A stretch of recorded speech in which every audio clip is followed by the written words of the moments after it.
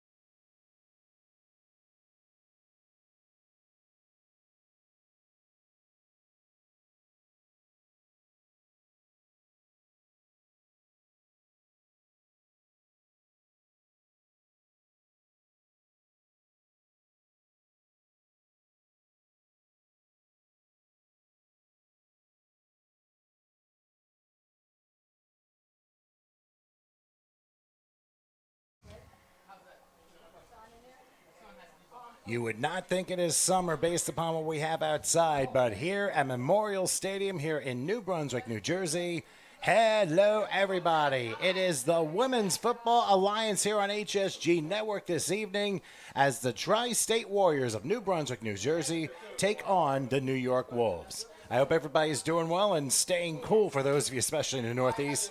I'm Tom Wilkins along with Coach Nick here, and at this moment, we're looking at a pretty hot one today, and we're trying to actually we're going to go to Nick in just a couple of minutes. We're trying to get a microphone set up as we prep for the national anthem, and if we can just well, hopefully get the all right. Here we go. We have somebody here bringing across with I think a microphone or something like that. So we're still waiting for a signal.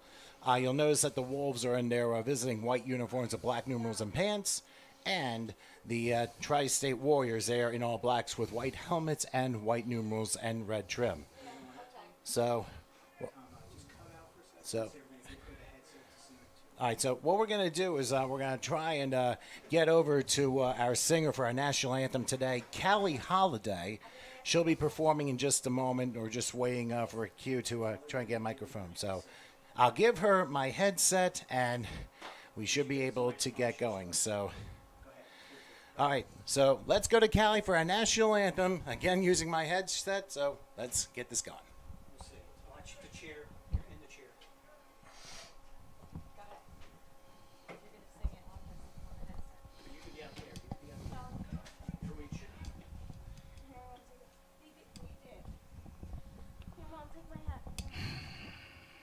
Just sing it loud and push the microphone away from your face. Sing it loud and push the microphone out. There you go. There you go.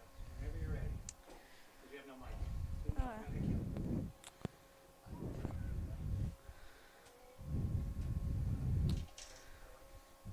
So they can hear you.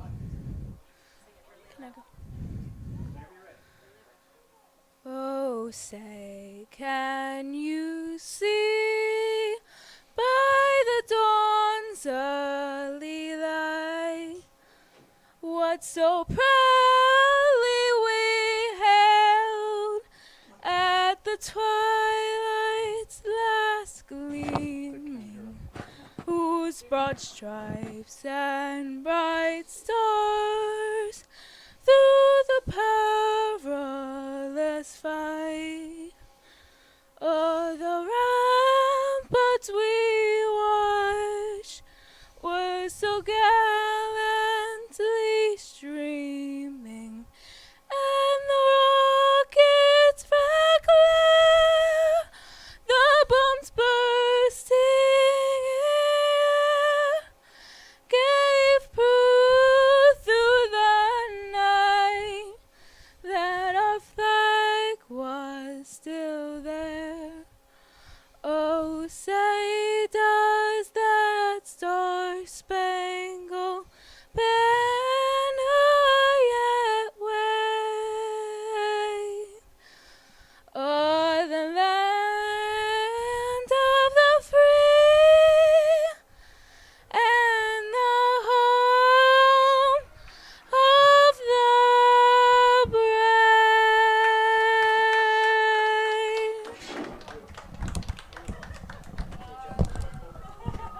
All right, Callie Holiday with our national anthem here from Memorial Stadium here in New Brunswick. We're about to get underway in just a moment, as unfortunately I tried to get the chair to just stay still, but it went down anyway. But anyway, we're going to get started here. The matchup between the New York Wolves and the Tri-State Warriors. I pull in Coach Nick here. Again, I'm Tom Wilkins. Coach Nick, so we got a pretty interesting matchup with the Wolves and Warriors here. What do you expect? I don't know. We got 0-4 going against 5-0, and the traveling team seems to have traveled well, which is always an issue at this level of football, this level of competition.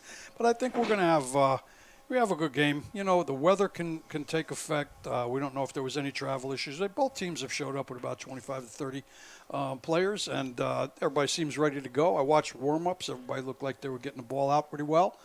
I didn't see any kickers kicking, but quarterbacks throwing, receivers catching, linemen working out. So it was a good pregame for both teams, and we'll see what's going to happen in about a minute or two here.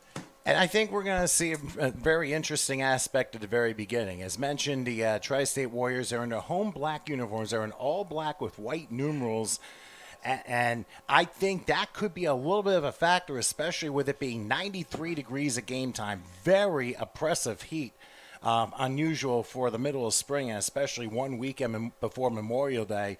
And I also think, Coach, that hydration is going to be a big issue in this game. Would you say? It's huge because it's 92 degrees outside, but the field level is probably 106.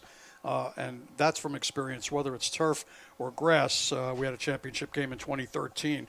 Everybody got Pedialyte that day, and it was 109 degrees on the field. So I expect it's pretty hot down there right now. All right, well, the Wolves will get the ball first as they defer to the second half. They will pick things up. And here with the football, that is Stephanie Fogarty-Yee, who fumbles the football as he tries to return, and it turns out to be recovered by the Tri-State Wolves. So I don't know what happened, but number 22 for the Warriors ended up making the recovery. And I'll tell you what, that's not exactly the way you want the Wolves to start. That's, well...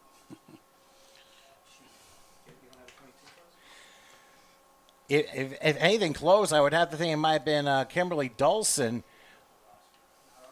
But if it is 22, we're not sure who it is. But in any case, thanks to an opening kickoff turnover by the Wolves, the Tri-State Warriors will begin 1st and 10 at the Wolves' 20-yard line. Not exactly the way that the Wolves want to start. I didn't expect the game to start that way. But you know what? This is football, and everybody's a little nervous out there. The ball's probably a little wet from the heat and the sweat. So let's see. All right, so they come out here in spread formation. Well, the quarterback for the Warriors is number 11, Sine Williams.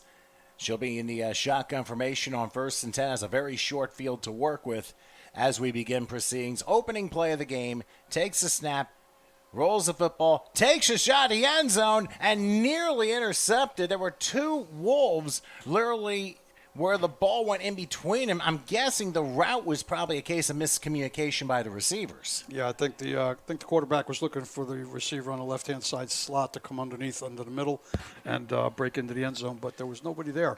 Randy Troy was the intended receiver, by the way. Mm-hmm.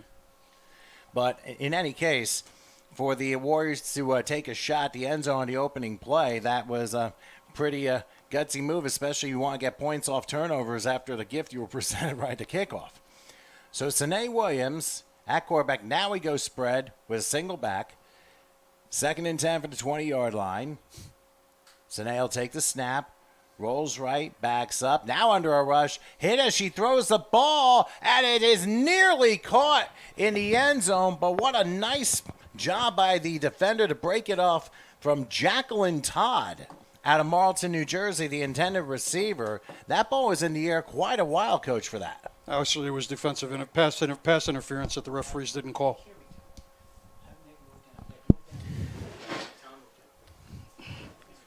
I'm surprised we didn't see a flag on that play. There was defensive pass interference, PI on that. The receiver bobbled the ball, should have had a second play on it, but didn't make the catch. Yeah, that was very tight coverage, to say the least, Coach, and evidently the officials let them play here. So 3rd and 10 from the 20-yard line after a couple of incompletions. We'll see what Sine Williams has up her sleeve for this one.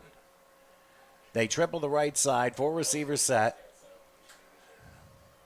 Takes a snap, takes a shot at the end zone. They were looking this time for Melissa Blaze, and it went over her head and incomplete. So 3 incompletions out to shoot. And I'm wondering if part of it is miscommunication and part of it, as you mentioned, Coach, at the outset, if it's the heat. No, neither one. There was a holding penalty on that one. It wasn't called either.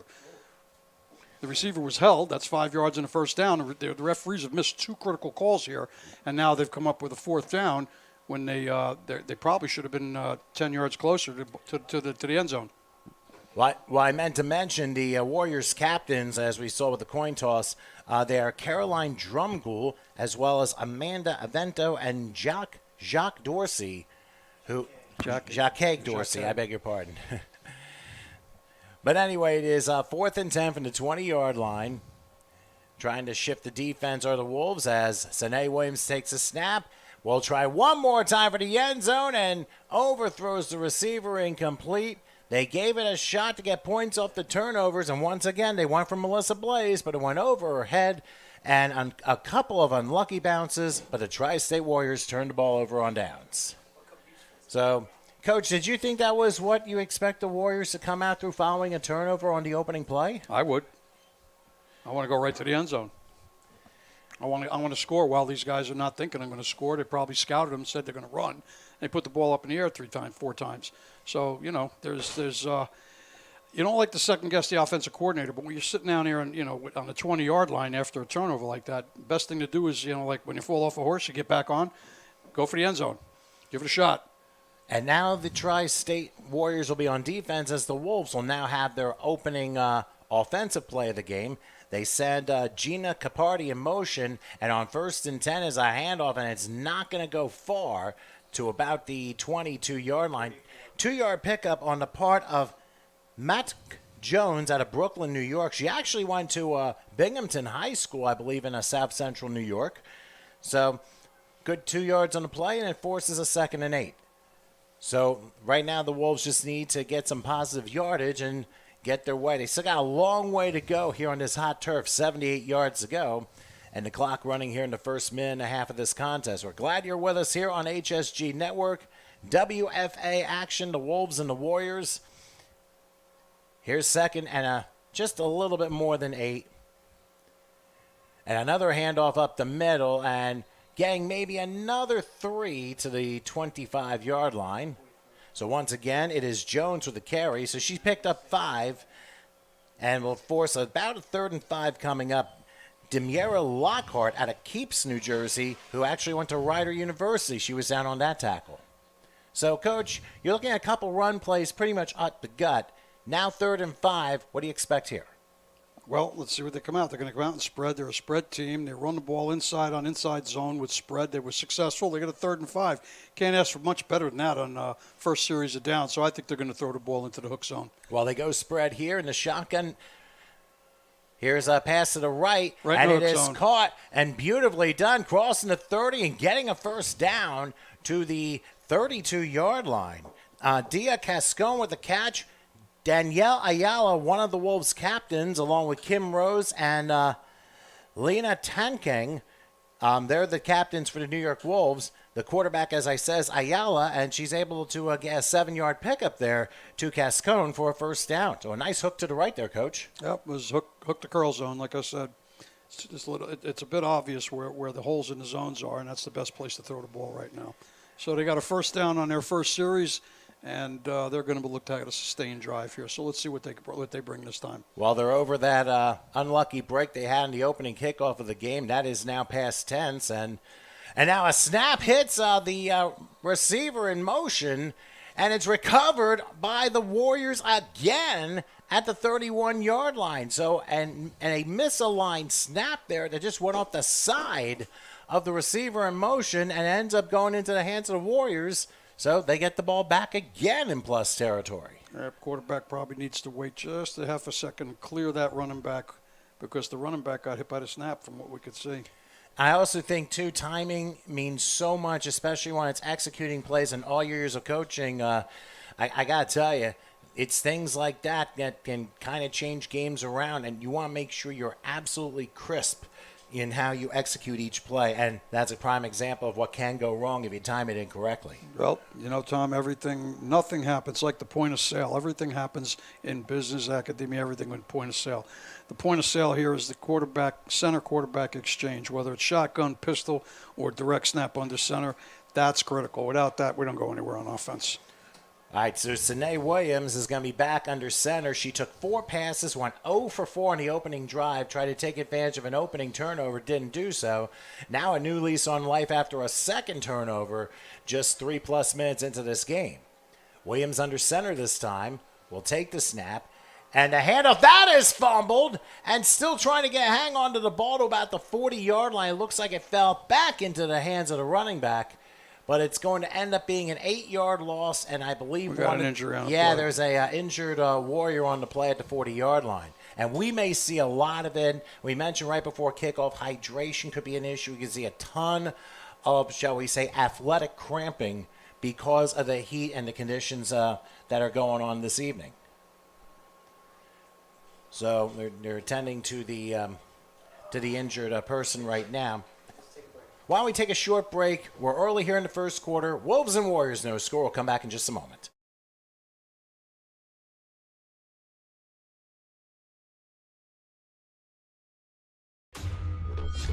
Cahill drops back and throws. She's got a wide open receiver.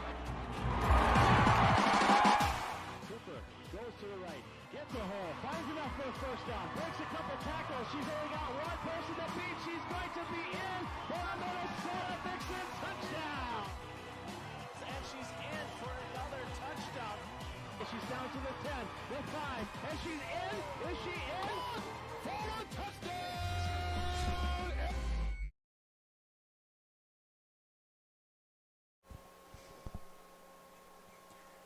Back here at Memorial Stadium here in New Brunswick, a short breather as one of the Tri-State Warriors is injured on the last play at the 40-yard line. Turned out to be a missed exchange, which caused the fumble. The Warriors did recover it, but ended up losing 8 on the play at the 40-yard line, and that was one play after the Wolves turned the ball over. So we've had a ton of fumbles already in this game. We're not even 4 minutes in. Now, Coach, as they're trying to get the player up, but as they're working on that, Coach, what do you think this might be intended to? Could it be a concentration thing? What are your thoughts as what you've seen so far? That fumble was caused because the quarterback did not rifle the ball in from the hip. They came up underneath like this. Some quarterbacks come up and they try to come up from underneath. And what happens with that is you either hit them high or you hit them in the pads, and a fumble ensues. And that's what happened. The running back never had possession of the ball in any kind of way to control it. And the handoff it came up from the bottom.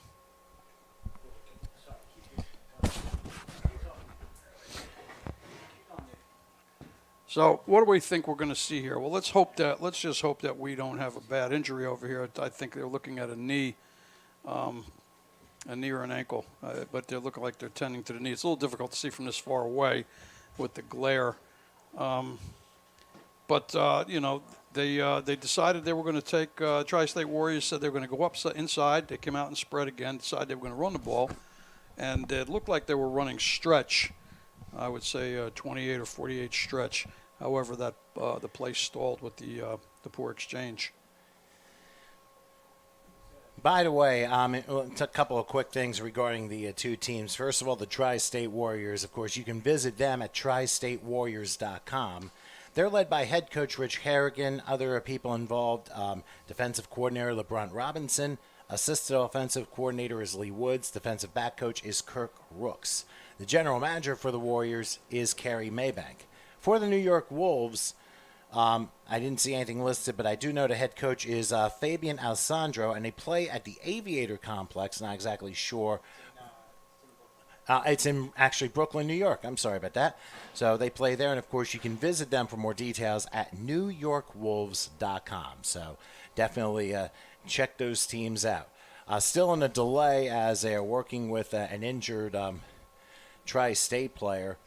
And I'm willing to bet, I mean, you wonder how much has to do with, and we're really hoping it is not a serious injury. There has been at least a 5-minute delay. And we're really hoping it's nothing serious. And obviously, Coach, when you see things like that, I'm sure for the player, a lot of things has to go through the person's head when it comes to a situation like this. Well, of course, they don't know if their career is going to be interrupted, if they're going to be out for whatever. They don't know, and you got to deal with the pain because I'm looking at him palpate the leg, and it looks like it could have been either the left knee or a leg whip can cause that kind of a problem because I saw him palpating toward the bottom of the knee, near the shin. But, they're crowded down there. We can't see. And we're a little fogged up on the windows in here. It's a nice sauna, in between plays. We're taking a sauna bath up here, which is all good because, like I said, it's 90-something degrees. A lot of things like the sweat, the mishaps, there's going to be sweat dripping in players' eyes. The ball's going to get sweaty and wet. So when we have such a drastic temperature change in such a short period of time, those things affect ball players. and we've seen that a little bit already today. I think that we have a couple of mishaps, and that could just simply be.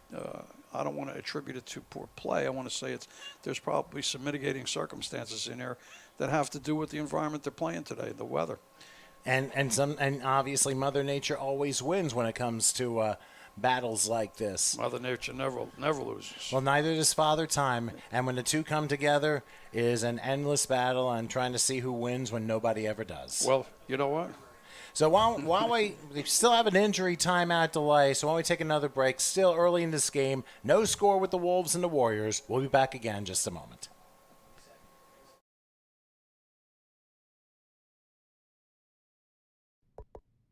I have a secret. I'm done settling. Because this is my secret. No, really.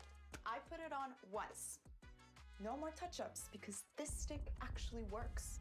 Secret has pH-balancing minerals, and it helps eliminate odor instead of just masking it. So no more T-Rex waves or covering up stinky pits when you're not cold. Pull it in close. Just trust me. Secret works.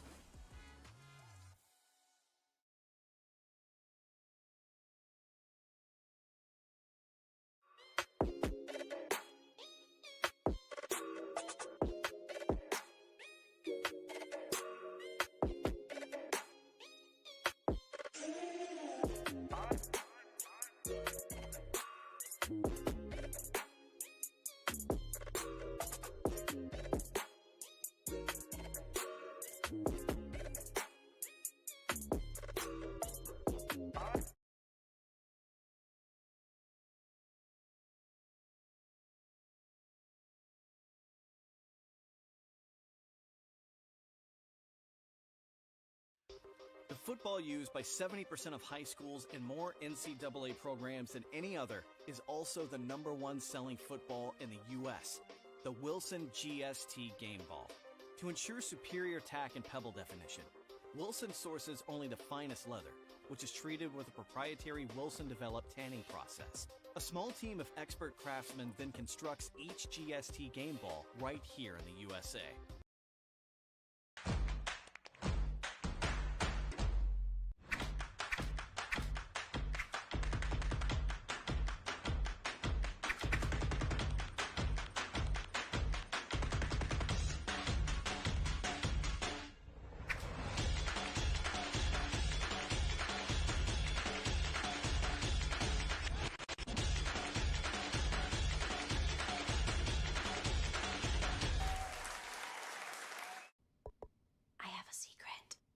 I'm in love again. With this, my secret is a new secret dry spray. Totally revamped. And it smells so good. No hold your breath cloud either. It's fresh, people. And it's secret, so it works all day. Thanks, odor fighting spray. Spray fresh, stay fresh. Fam, this works. Secret. So this is a great first date. Y'all look delicious. I mean, pretty. Sometimes they know me up in this joint. I pop a couple collars, you know.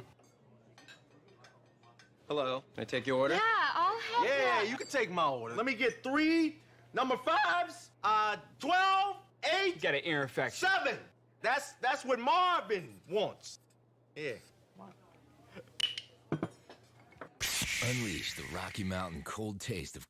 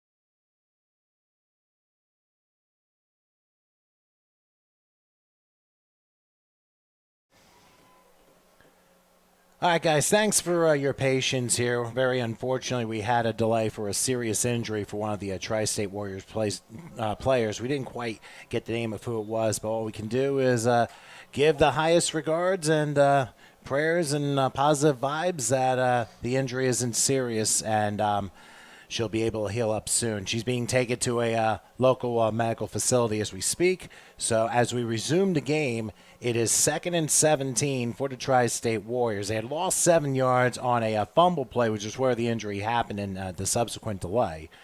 So this is where we are. As here's Sine Williams, the quarterback. And now she loses the football there too. And has a fall on it. And I think it'll be at the 42-yard line. That's going to be another 3-yard loss. And at this point, the Wolves are taking advantage of these mistakes that the Warriors are making, especially on the offensive front. It's a good thing because they had 3 receivers down behind all the defensive backs, all open in the same region over here on the right. As they went trips right on that play, and all 3 went basic go routes, and they were all clear. The ball is spotted at the 43, so that's going to make a 3rd and 21 for Sine and company. As the ball be spotted at the 43 of the Wolves. They're going to line up a little heavy on the left side. And I don't think they knew where to line up. And now the Warriors are going to call their first time out of the half. You think it was a case of them not knowing where to go? We'll keep it here for the moment. But, Coach, you think maybe it was a case of miscommunication as to how they wanted to run that 3rd and long play? I can't say whether it was miscommunication, Tom. The slot receiver didn't seem to know where to line up. It was in the backfield. Instead of being in the slot and the time clock was running down, they got the 10 count, and they weren't going to be able to get the play off. It comes down to, first of all, we don't know how much play time some of these folks have had. We have a very large roster here, but we don't have that many players, in uniform. So we don't know who's the starters, and this is our first time here. So we're going to learn a lot tonight. And yes, there could certainly be some miscommunications. That's very easy to happen. But we really don't know the status of some of the players. So I think we're going to have to kind of play it by ear and just see what they're trying to accomplish. All right, both teams seem to want to be out and come out and spread, particularly the Tri-State team. And we still have the slot back deep now coming up to the line and in better position. This is a unique formation. All right, so it will be 3rd and 21. Ball spot at the 43-yard line. Let's see what Sine Williams does. And that's why it was. And we'll lob it on the left side. And I'll tell you one thing. If Brittany Benson was able to time it a little bit better, she intercepts it, and she can take it down Route 1 as far as she wanted. But it ends up going incomplete, lucky for the Warriors, and that forces 4th and long and probably the first punt of the game. So, Nick, do you really think that I'm sorry about that. But anyway, Nick, do you feel that with the way the game is going and notwithstanding the major injury that interrupted play, do you think some of it has to do with that, or is just that maybe a whole hodgepodge of things is causing things to go awry in the first 5 minutes? Play execution. Now we know why the slot receiver was lined up in the backfield. It was a basic bubble route, or what we would call a 4 route. The receiver never saw it, and the quarterback threw it to the sideline instead of to the receiver. Well, they're going to go heavy on the right, a 4-receiver triple on the right on 4th and long, a one-hopper, and Sine will have the fall, and then they'll have to turn the ball over on downs because of it. So the execution on all levels, unfortunately, on both sides of the ball have been a bit subpar on both teams. If anything, the Wolves have had more offensive yardage than the Warriors. But you have to remember, the Warriors are a first-year team, so they're still trying to get the kinks together and able to get to execute in a better way and hopefully get some good points out of this. But remember, it always goes by experience, and there's really no substitute for that. Keep playing games. Eventually, something will click. But now here's Ayala back for the Wolves on 1st and 10 from the 47-yard line. They've been able to dodge 2 early turnovers and now a one-hopper from the shotgun. And there was a pass incomplete They intended for Alexis Parada, who's out of Center Reach, New York. I don't know if the ball was just tipped at the line of scrimmage, but ends up landing incomplete. So do you think it's more like a vanilla offense or defense that is being run here? Not hardly. Not when you're in spread. That's not vanilla. All right, that's just they chose it. They're going trips right. They're going spread, single back set. They're running from the set. This is not vanilla. It's a matter of execution, really. And we don't know what factors are causing that, because this quarterback actually has a great release, throws a very nice ball. On the previous play, I think the quarterback expected the receiver to be in the hook to curl zone, and she never got there. She basically went this way, vertical, and stopped instead of hooking and curling toward the quarterback into the quarterback's window of view.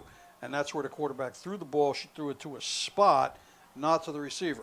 So that tells me they understand, the quarterback certainly understands the flow of the offensive structure, how to work it. The receiver that time just did not get there. All right, well, they just got the benefit of a neutral zone infraction against the Warriors, so the Wolves have 2nd and 5 now in tri-state territory at the 48-yard line. Ayala in the shotgun will take it, looks, will throw up the middle, and that's a much better play and catch at about the 35, 34-yard line. Good grab on the part of Gina Capardi, and she's, I think, from your neck of the woods, Coach, Tom's River. Oh, yeah, that is my neck of the woods. Part of it, anyway. I got a long neck. Well, we're just going to say the region. Tom's River's a huge area down the Jersey Shore. It is very huge. Listen, what I saw on that play tells me a little bit more about this team from New York. They actually, and our team here in the tri-state team, went with the flow. There were actually 2 receivers open on the left-hand side. Everybody from the Warriors bailed left and left the outside receiver wide open. I think they're going to come back to that. Ayala in the shotgun on 1st and 10. This will be a running play and trying to That's a tough bounce. run. And that's a good run, That's actually, a to very about the good 32-yard line. 3-yard pickup there. Once again, that is Matt Jones, who is able to blaze through for a 3-yard pickup. I think one thing, Coach, is the Wolves have had success running along the left side of the offensive line, and I think if they continue to do that with success, keep getting a little and a little more at a time, they might eventually break one. Well, I'm going to tell you why. If you look at the right side, see number 77, you don't want to run into that. Look at the gap there between the defensive end, defensive tackle. They got to stack with the linebacker, but the initial hole is going to be on the zone right there where it was. Same spot. Look at that on the opposite side. Well, not going to be too much there, getting to about the 30-yard line. Again, that's that was Jones. 3-yard gain, and now they got a 3rd and 5. They got to move those sticks. That was a great. Again, this is the second time they've come in at 3rd and 5, which is, you can't ask for more than that. All right, especially at this level, and all things considered, 3rd and 5 is a good place to be. And you could go run or pass on 3rd and 5 especially. And especially with the way that they've been running the ball, at least getting a few yards at a time, I would have to assume this is 4-down territory, but one never knows. They do have a kicker on the roster named Brooke Singer out of Orange, Ohio, and we'll see if she comes into play at any point here in this contest. In the meantime, here's 3rd and 5, and Ayala back will throw, and an inside slant is caught to about the 21-yard line. Dia Cascone with a grab, a 9-yard pickup. I think actually an 8-yard pickup to the 22-yard line. So a good first down. And as you mentioned, Coach, Ayala with a good release point and able to time that well. Very good. Throws the ball very well, sets up very well, keeps the ball high, pushes it out, gets a tight spiral on it, and doesn't overpower the receiver. So, she's playing the position quite well so far. Well, the Warriors just used their 2nd time out of the half. So, like I said, I want to mention in regards to the Wolves and the Warriors, the New York Wolves, you can visit them at newyorkwolves.com. And if you want to visit the Tri-State Warriors, you can visit them at tristatewarriors.com. Of course, now I can't think of the website offhand, but of course you can type in Wolves or Warriors and type in WFA on Google or whatever search engine you use, and you'll be able to find some good stuff there as well. So definitely check out definitely check them out. Of course, these are two teams that obviously they're learning the ropes and, remember, learning to play together, get their timing down. And like I said, when good teams are able to have every part working at precisely the right instant, that's how you get a winning program. I think in your years, Coach, you've seen that, especially with your clubs. Yeah, it takes a lot of hard work, a lot of dedication. You know, let's face the facts. This is at the semi-pro level here. And everybody works. Everybody's got to go to work on Monday. They have families. This is not an easy project to undertake. So it's really a labor of love. And, you know, right now I can say this. They are organized. Both teams are quite well organized. There's not disarray. Everybody's lining up properly. We just have had a couple of mishaps today, and we don't know what the reason for that really is because we don't know the field conditions downstairs on the turf. But I will tell you, it's over 100 degrees. And I'm sure for the bleacher area, too, it's probably got to be about 100 degrees as well. Well, yeah. You know, I'm staring right into that 93 million mile burst of sun out there, and it's coming through the glass and making us hot. Okay, so it is 1st and 10 for the Wolves at the 22-yard line. Once again, they give it to Jones, and Jones great run. Looks like got some second effort there and looked like it was going to be no gain on the play, but instead her second effort gets her 2 yards on the right to the 20-yard line. It's a very good run. Came to the line of scrimmage, saw the zone of opportunity, cut back and gained an additional 2 yards or whatever it was. Now now they're going fast forward here, and all of a sudden flags go flying down. I don't think anybody was set on the play. You could call penalties on both teams, but instead it'll be a false start against the Wolves. They were not set trying to go up tempo, trying to catch the Warriors off guard, and didn't catch the referees off guard. They end up getting a 5-yard penalty. Mm-hmm. Well, let's see what's next. Well, so far we've seen a variety of plays, and I'll be honest with you, the ladies and their coaching staffs, they've been able to come through with more designs and more sets on offense than we've seen with some of the semi-pro teams in other leagues, which I think is rather impressive. All right, here's Ayala on the shotgun. Well, lob right, pass caught inside the 15-yard line and down to about the 13, very close to a first down, depending on the spot. That's Dia Cascona again with another big catch. It was a great throw. I mean, the quarterback set up beautifully, put the ball right on point, very poised, did not get shook. And we're not seeing a great rush from the Warriors up front just yet. So quarterback for the Wolves is having a good amount of time to throw the ball, select the receivers, and wait for them to come open. And it was good enough for a first down, so it is 1st and 10 from, I believe, the 13-yard line. Ayala again, the shotgun. Will fire this one. Beautifully caught to the 10, to the 5, and down to about the 4-yard line. Looked like Parada caught that one. A little short of a first down. Now, keep in mind, they will be able to get a first down without scoring because goal to go is about the 2-yard line. But yeah, and again, as Parada out of Center Reach, New York, who was able to make the grab, here's we're coming down to 2:15 left here in the first quarter. So despite a very inauspicious start, the Wolves have turned the tide, and they're looking to get the first points of this game. Well, we got a real serious quarterback over here on this Wolves team. This kid, Ayala, she's poised, throws a very tight spiral, and is really throwing the ball on point, doing a great job. All right, here's Ayala. This will be a handoff trying to bust through. And that'll be a score. She gets in. That is Matt Jones. Welcome to the end zone. Brooklyn took it to the house that time. So Jones with the first points of the game on a 3-yard touchdown run, and the Wolves score first. And I'll tell you something, following, and you got to follow the way that they started from their own 47-yard line, this team was able to execute some good passes, and it resulted in a great scoring success there. And we'll see what they do with the extra point. That's what I said when they were down here on the 30-yard line. I said they're looking for a good sustained drive. They had about 3 or 4 run plays and about 5 pass plays, and they took it right down the field. Great job. As we mentioned, this is Brooke Singer kicking the extra point and doinking it a little bit off the left upright, but it still went through.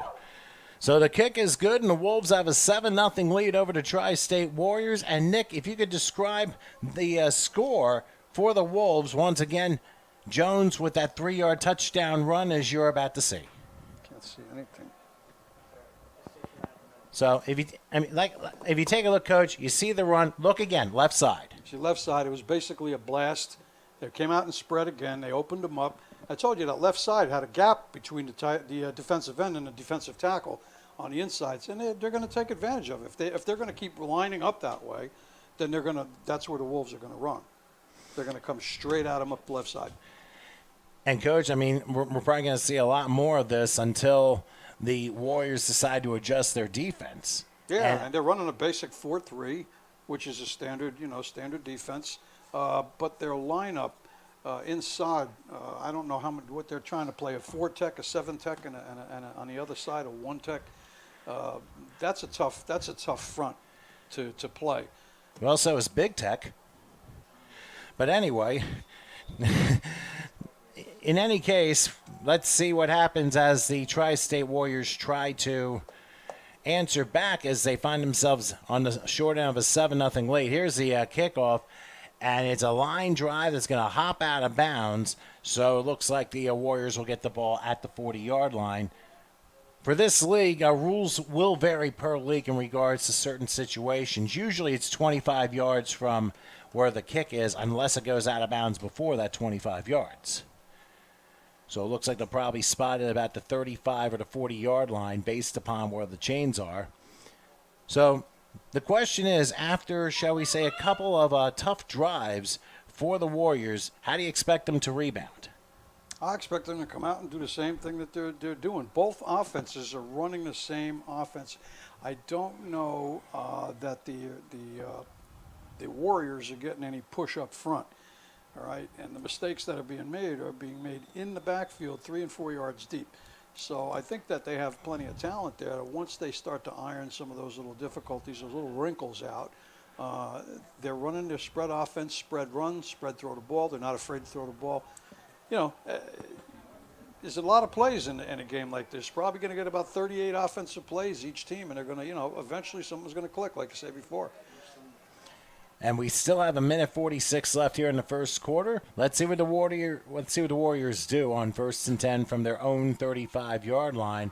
They try a handoff and took a long time to get it there, and Caroline Drumgoole ends up losing a number of yards on the play back to the 30-yard line. And I'll tell you who had the push there. Jenna Goldsack of Rutherford, New Jersey. Her sister Paige also played. They're both from Coastal Carolina University, by the way. And it was Jenna who had that charge up front, caused the big loss. Oh, like I said, the Warriors are not getting any push up front. That kid got nailed. That was a power eye. The fullback was still in position when the handoff was trying to be made, and the defense was swarming by that point. So they're going to have to get something going up front if they're going to move the ball against this New York team. So it's second and, we're going to say 16. It was a 6-yard loss back at the 30-yard line. Once again, quarterback is Sine Williams. Out of Philadelphia, went to Temple University. She's back to pass under a rush and tried to throw the ball and ends up falling short, incomplete. Drumgoole, the intended receiver. But once again, you can tell she's not necessarily doing well when the rush comes. Well, they were on her. She had plenty of time to get that ball up. Threw it a little low. The receiver was out. Probably would have caught the ball, but might have gotten smacked pretty tough from the cornerback out here. Number 11 was sitting there waiting for that one. So it'll be 3rd and 16 from the 30-yard line. And I think the key now, and I wouldn't be surprised if Williams tries a play that she did earlier, which didn't quite work out, and that was that lob up the middle, which almost resulted in a touchdown in their opening drive off a turnover, but didn't quite work out that way. Well, they're in a power, what I call a king set, split back set. They're throwing the ball, trying to get some protection for this quarterback and trying to get the ball out deep. Well, they're doing exactly that, and then there's the lob, and there's no receiver in the area, incomplete. Doesn't have the arm strength on this one. The receiver here broke free. Quarterback was not able to get the ball up and out. Broke free on the first cut. Now, would you argue that this was intentional grounding, or? What's your thought? No, she just wasn't able to get the arm strength out there. Look, when a quarterback's tough enough for experienced big quarterbacks to get the ball out across their body, okay? She tried to get that ball out across her body through a long incomplete to the left, and I wouldn't say it was grounding. The referees would have seen that, but plain and simple, just missed the ball. Well, the officials have announced we have reached quarter time here at Memorial Stadium here in New Brunswick. So the Wolves lead the Warriors by a score of 7-0. So we'll keep it here, but when we resume play, it will be fourth down, and the Warriors will be punting back to the Wolves. On both sides, taking away the unfortunate injury that occurred earlier in the game, what have you seen from both teams at this first quarter juncture? I've seen a 5-0 team look like a 5-0 team, not right out of the gate, but they certainly did on that last drive. And I saw a young team, they're struggling to find themselves right now. They have athletes, they have players, but they're just not connecting. They're coming out in formation. They're running basic spread offense, basic 4-3 defense. Nothing that's overbearing, but they just may not have the experience yet or the gel as a team yet, as a young team. Whereas the other folks from the Wolves from New York, they've got it pretty well together. They got a couple of collegiate players, like we said before, but they're doing the things that it takes. That are necessary to get the ball downfield. So let's see what this punt looks like now. Yeah, the Warriors will be punting. Well, they were going to punt to start the second quarter, Not but with 12 men on the field, they broke the huddle with 12. So now we have a delay of game. it's actually a substitution violation. So 12 in the huddle, it looks like. So back another 5 yards. So the punt will come from the 25-yard line. So, and I wonder how much of it has to do with the unfortunate injury that was suffered, if that plays with him psychologically a bit. Because remember, whenever something like that happens, the hardest thing to do is to come back and go into a full-fledged, focused football. But we'll see what happens here on this punt. As we await the snap, we'll see if the Wolves come out to rush. They got the punt off, and it will bounce out of bounds around the 49-yard line. So actually a 26-yard punt. So the Wolves will start from, it looks like, their own 49 based upon where one of the officials are standing. So with a 7-0 lead, right now, with Ayala the way she's going, I mean, she could go down the field again in a hurry. So, Coach, what do you think the Warriors need to do to try and stop this rally? I don't know. I was still thinking about the punt. Well, you can describe that too. Well, yeah, well, it's a little late. It was a 26-yard punt. When you look at it, didn't look like much, but, the NFL net is 35. So she's 9 off from what the NFL net was. It was all together. She had a big rush on her, got knocked over after the punt, got the ball out. 26 yards under that circumstance, that's good. That's a good job. And no call for running into the kicker. It just looked like incidental contact, too. It was. So the officials did a good job not throwing the flag on that particular situation.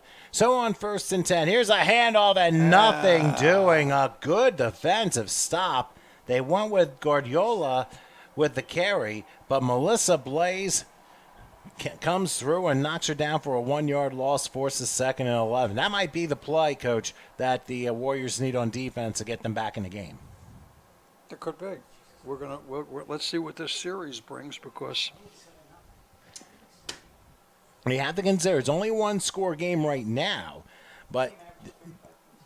and this Wolves team, they average 35 a game, and that's one thing that the Warriors want to pride themselves, not giving up that much and trying to score some points of their own. But that's not going to help their defensive cause, as there's a slant in the middle to Cascone again, inside to about the 40-yard line for a gain of 12 and another Wolves first down. So again, Ayala on the mark again with her pass. And I think not only, and Coach, well, Coach, if I can just say, I think we've seen two things that have been ad infinitum. Running off the left side and the slant in, which has really done the Warriors down. Wouldn't you think? That's the first slant that they've run, Tom. It's the most dangerous pass in football when executed. This quarterback has a lot of poise. Watch that. Look at that. Oh, just over the defender and down to about the perfect spot. 34-yard line. Once again, it's Cascone. And I think it was Antoinette Wise who was able to bring her down. And now it'll be a timeout called by the Wolves. They'll use their first timeout. And why don't we go ahead and catch some water for a few minutes. 10:25 left in the half. 7-0. Wolves lead the Warriors. We'll come back in a moment.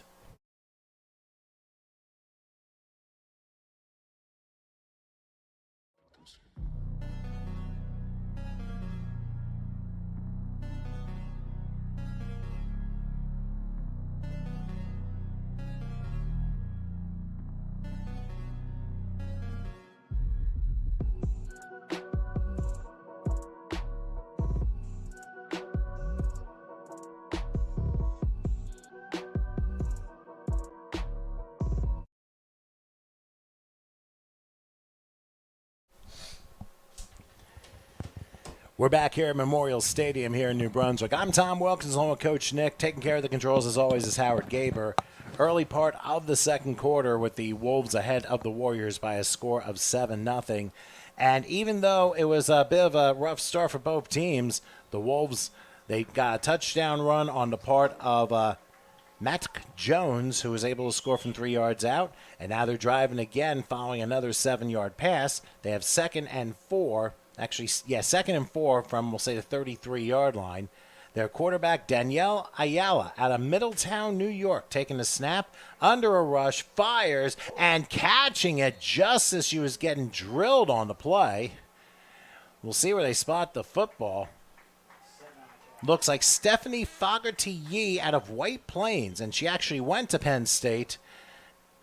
Ends up getting a couple on the play, forces a 3rd and 2. And I'd say right now, Coach, this is going to be a big play for the Tri-State defense, wouldn't you think? I don't think they got anything to stop this team from the Wolves. These Wolves, I got news for you. Take a look at that front line. They are owning this game right now. That's why they scored 35 points a game. Quarterback could sit back there all day, read comic book.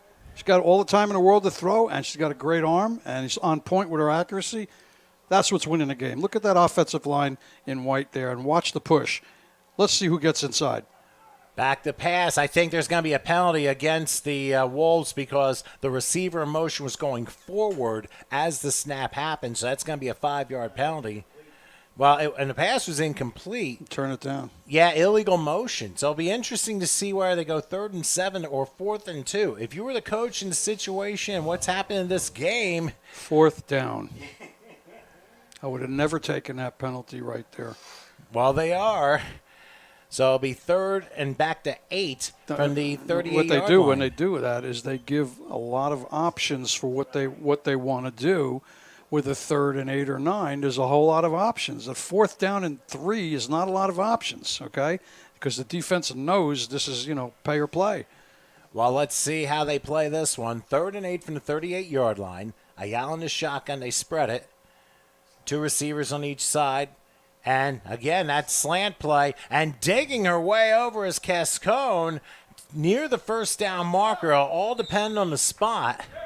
And they're going to give it to her. First down on a third. No, it's not a first down. Oh, well, that's 3rd down. But the near side official signaling first down. Move the chains over. Well, that's the near side. Over there where the box is, they're about a foot short. So they're going to come with a 4th now. So now they got a 4th and a foot instead of a 4th and 3 before. Well, should have never taken the penalty. And sometimes when you make those decisions, it tends to backfire on you. It did. Well, we'll see what the chain gang says. They're going to do a little bit of a measurement. It is not. I don't think they're getting a first down out of this. Well, but now your team's this year, Coach. I mean, what has attributed to the successes? I mean, what makes this up? Shut up. I don't know what you're saying. What do you want?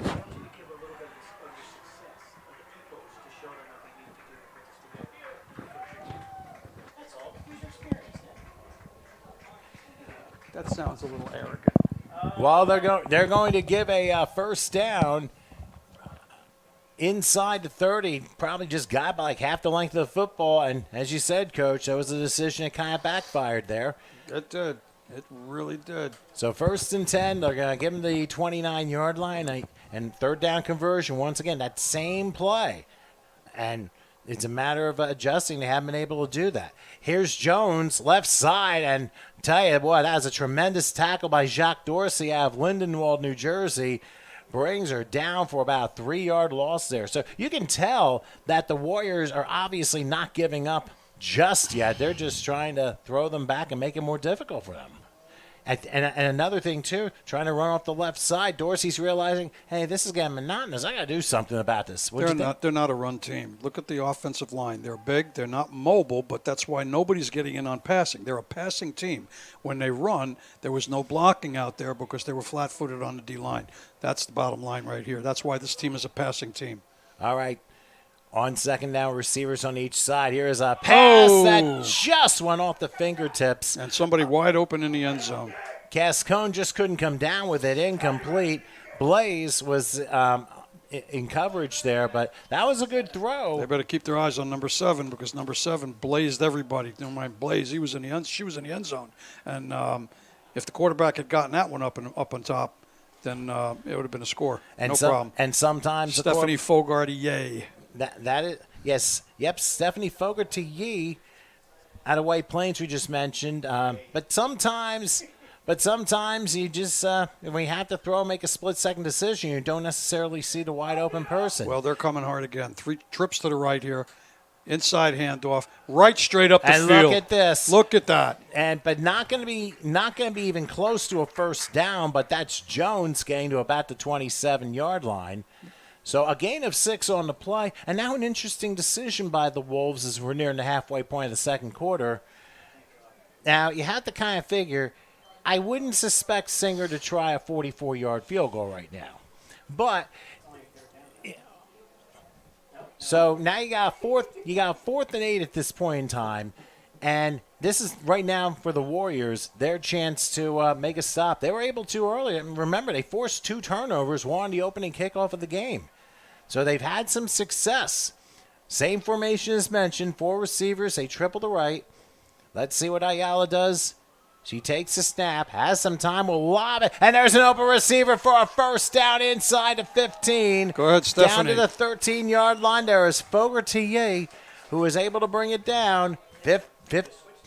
15-yard pickup. I wonder if they tried switching defenses that time, and the Wolves kind of saw that. Now, the question is, would you try and make a switch? No, they didn't switch. They just didn't cover. The girl ran a post pattern, wide open. Look, they've completed about 10 or 12 passes right there. That's like men's semi-pro doesn't complete that many in the first half.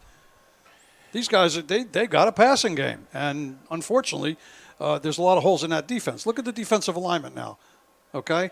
Look at that. Look at that. Wide open on the play. Look at that. To about the 10-yard line. And a stiff arm down to about the 7, pushing his Cascone. That's as far as she will get. But that is a tough 6 yards. But the Wolves obviously not going away quietly. They're showing their toughness. Well, I'll tell you straight up, they have one heck of a passing game. And it's better than some of the men's passing game teams that I've seen at the minor league and semi-pro level. This kid knows how to get the ball to receivers. The receivers know how to get in place. They're well coached. I got news for you. That offensive coordinator out there, which his name is not listed. Well, Here we only had the head coach. He's doing a great job because I'll tell you what, everything is working, clicking. So we don't know if they're that good or the other team is having difficulty. Here's a shot for the end zone. And the flag. Yep, Where is the flag? Yeah, there it is. And it was clear in the end zone. Facing the receiver. You cannot face the receiver with your arms up at almost any level. There was no real coverage. There was no head turning on the ball. And the receiver was in a great position to get it. Again, a great ball.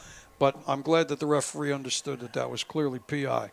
Dacia Broadhead was the intended person in coverage, and clearly, as you mentioned, Coach, did not turn around for the ball and was shielding the receiver and obviously causing a pass interference. So because the foul was in the end zone, league rule has first and goal at the 2-yard line. 44 is going to blast this thing right onto the left side of the field, I believe, right at that, right on the left side. They're stacked up in there. So you're calling for Jones, right? I believe that's going to happen. Look at the gap. Look at the splits between the guard and the center. And right where I said he's going to go, that's where she went. And that actually was Guardiola who gets credit for the score. So welcome to the end zone for Jasmine Guardiola of New York City. Right there. And we thought it was going to be Jones, but a little change of pace, and it still did the job. A two-yard touchdown run, and the key play in this drive, that fourth down conversion that kept things going. So it ends up being a 13-0 lead pending the extra point. We're just trying to reposition because from our vantage point, we have an incredible sun glare going on right now, which will probably be going on for a little while longer. Cascone will hold for Brooks Singer to try the extra point. The snap, kick on its way, and that makes it 14-0 with 5:39 left here in the first half. So shall we take a look at that play, Coach? And as you basically called it, going off the left side, and you said, watch the splits. Yep, there was a 2.5-foot split between the nose guard or the middle guard. Well, here comes now. And the tackle. So it was easy pickings, actually. Whether it was misdirection, cutback, or straight blast, didn't really matter who carried the ball. That gap was they didn't have anybody covered. The middle linebacker was on the other side of the field. If they're going to have a gap like that, then the middle linebacker should be on the side of the gap with an extended gap from the offensive line. Well, the person who jumped too was the left tackle, Alexis Danklar out of Brooklyn.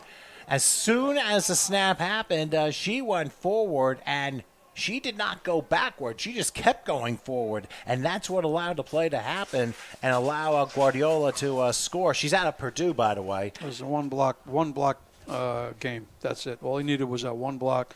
Tackle steps up and down, moves out to the middle, screens the middle linebacker. By that time, the running back was already in the end zone. Very basic play from spread. And look, this team is well coached, and they execute quite well, on both sides of the ball. And they got a kicking game. And especially later in the year when there are playoffs and stuff, when you have – you have this balance, offense, defense, and then when you have a kicker, that could be the intangible that gets you pretty deep into the playoffs, wouldn't you think? That kid would nail a 25, 27-yard field goal, no problem. She's got good lift. She probably played some soccer. She got good strength through the ball. The ball doesn't float. It doesn't lollygag in the air. She kicks through the ball. And, I wouldn't have any problem throwing her up there at a 20, 25-yard field goal. If I were coaching, no problem. Now, the question is, would you use her in men's semi-pro? No. And what's your reasoning for that? She's not very big. Well, it may not matter. And the guys in that level of football would make sure that they would try to come in and give a smashing blow. All right? They don't want – I wouldn't want to see men playing in this league either. These young ladies are working hard to do what they do, to learn this game, to sacrifice and everything. So, it works both ways. No, the kicker in my team would have to have a lot of lift.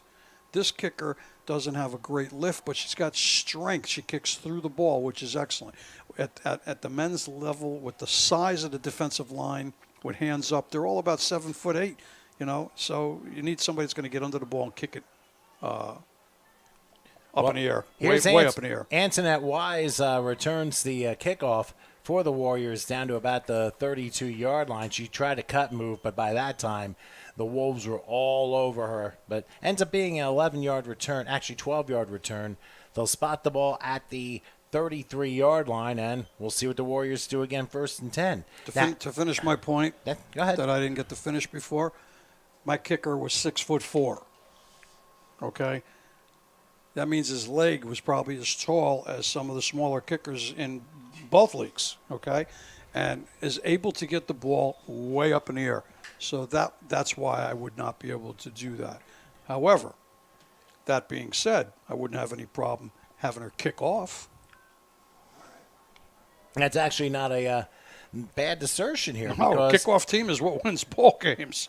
Well, and field position is what sets up you winning ball games too. Mm-hmm. My philosophy when I used to talk to my players is I only want to return one kick. Okay? And what that means is they ain't scoring. Meaning the only beginning kick of the they half. get is either the beginning or the halftime. Well, that's what I kind of figure if it's just one kick. That's it. That's the goal. Now we got a timeout Yeah, here. who called the timeout? They didn't say. Oh, the a ref. official wanted to reset things. Yep, the official called it.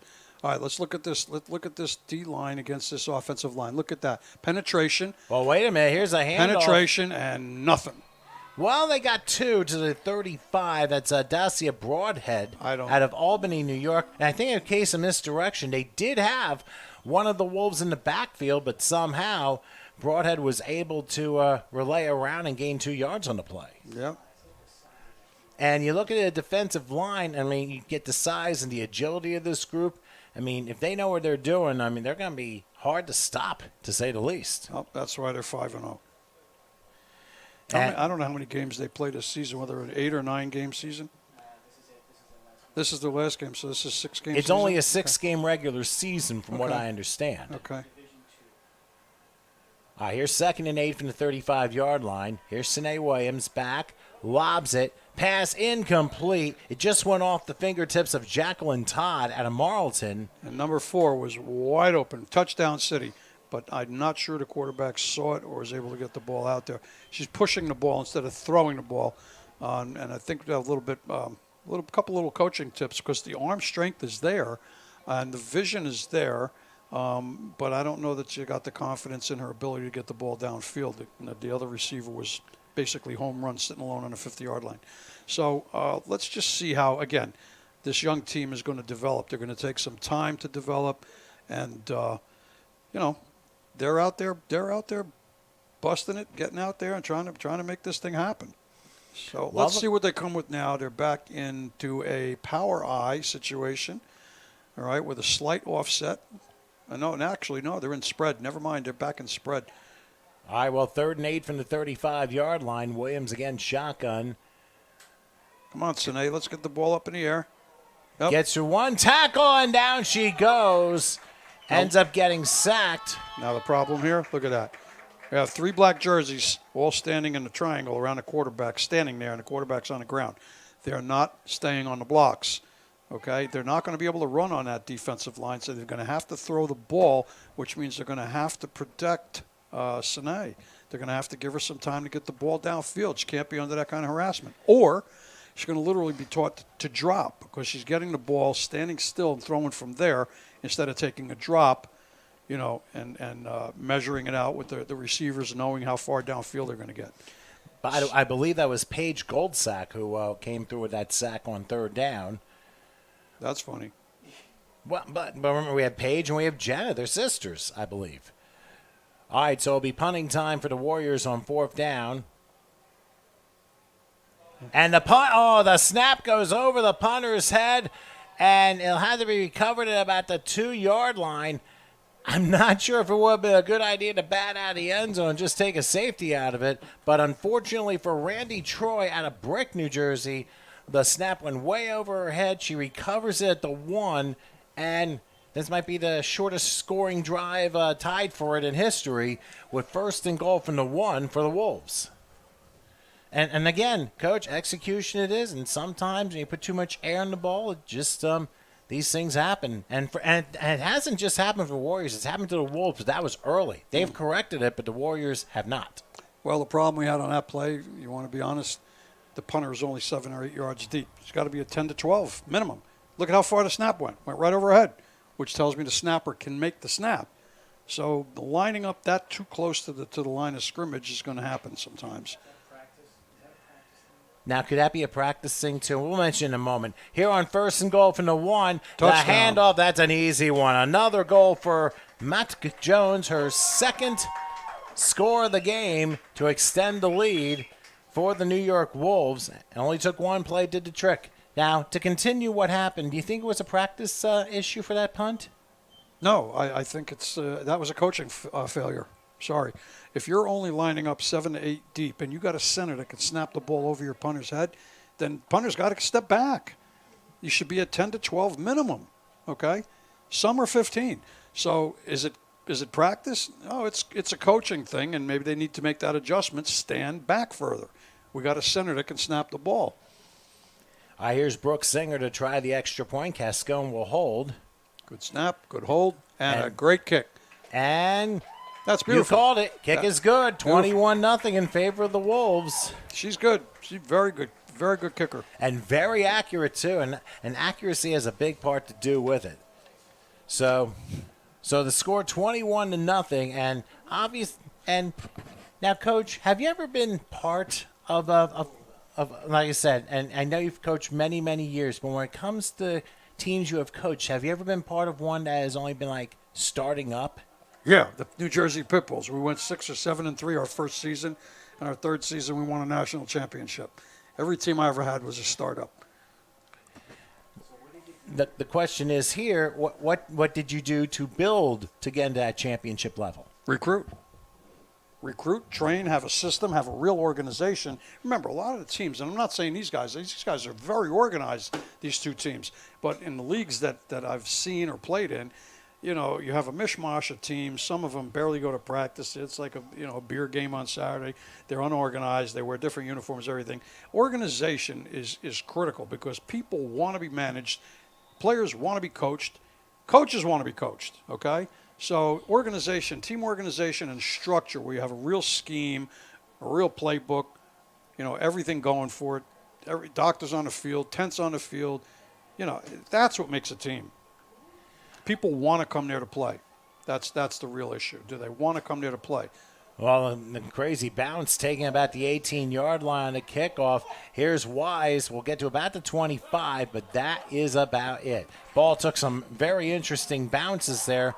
Wise was a little late to pick it up, but she's able to get a few yards on the return. And the Warriors will start 1st and 10 from the 25, hoping to have a little success for a drive with just under 3 minutes left till halftime. And mind you, just one timeout left. So I'd have to say that I would probably see a little bit more passing from Sine Williams here. And I think Sine is a veteran quarterback. Yeah. And she's been around a few of the other female leagues in the Northeast. So I would have to suspect that the experience would probably help. But sometimes having the personnel around her might be a potential issue. But we'll see also if execution has something to do with it. Offensive line. So they need to recruit at the offensive line. They need to train better at the offensive line. If you look at the defensive and offensive line for the Wolves, very athletic. Okay, very athletic. Now, the Warriors have some size, but they don't seem to be really getting off the ball. So they're going to have to get on both sides. They're going to have to get some folks that can really step down, take the zone step, open up the holes, get downfield and block instead of standing around, watch the quarterback get beat up. All right, so 1st and 10, ball spotted at the 25-yard line. Back to the left of Sine Williams in the shotgun. She'll wait to snap and take it. Here comes another rush. Rolling to her right now. Flag is down, and so is Sine. And then another flag goes down. It's either holding or face mask. Well, we're not sure if both flags came for the same foul or if there were two separate fouls. More than likely, there has to be at least one against the Warriors, probably for holding, but it could all be the same thing, but we'll see what the officials say. But Sine have face mask. Oh, yeah, defensive face mask, and that's going to say? be an automatic first down. You called it, Coach. Yep. Usually it's -10 or +15, and for the Warriors, that is a break for them. They have an automatic first down to 40-yard line. That's not the first face mask that's happened in this game either. Referees have been screened from a couple. There was one right here on the last series of downs, and the referee missed it. I think they have to pay a little closer attention because I don't care who's playing the game. Everybody knows the little tricks, and we've had a couple of face masks here. So. All right, so for the Warriors, they're going to try and capitalize off of that major penalty. 1st and 10 from the 40-yard line. And again, they're going to line up with a receiver. It looks like a 3-wide slot left. A little unusual formation here.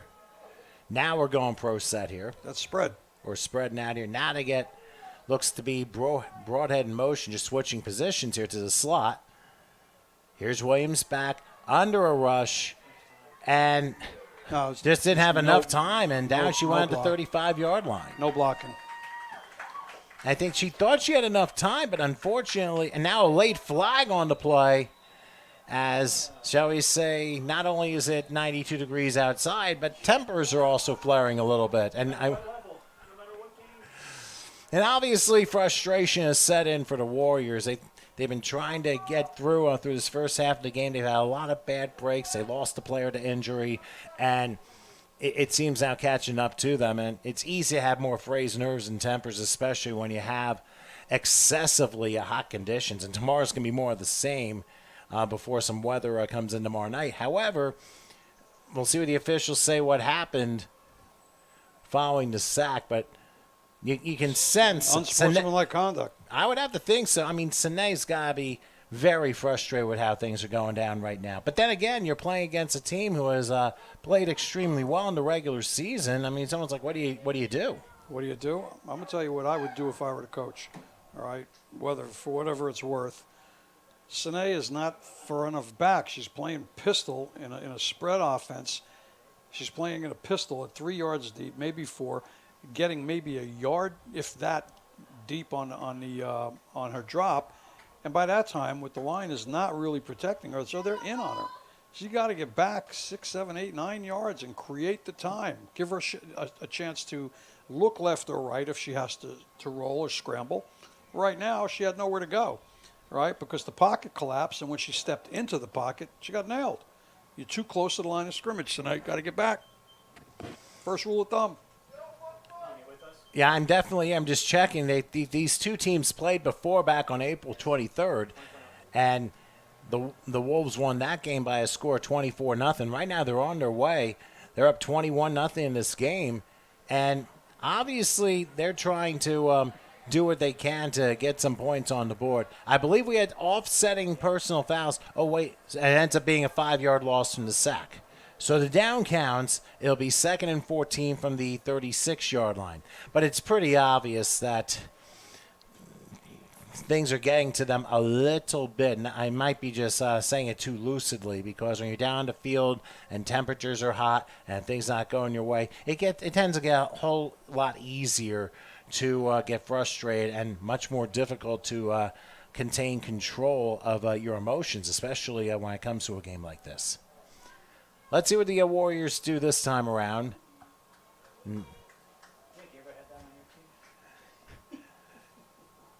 Again, they send Broadhead in motion.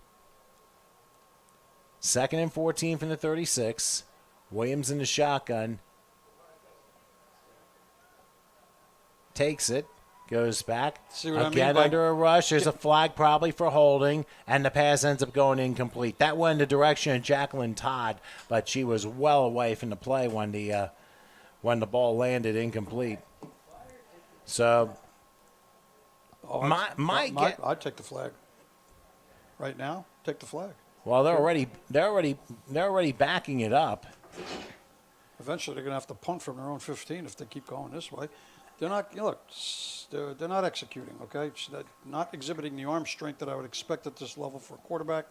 She's throwing the ball 10 yards under throwing, and had the time. The one thing she did was back a little further, and when the D-end crashed down, she was able to get outside the D-end to get the ball off.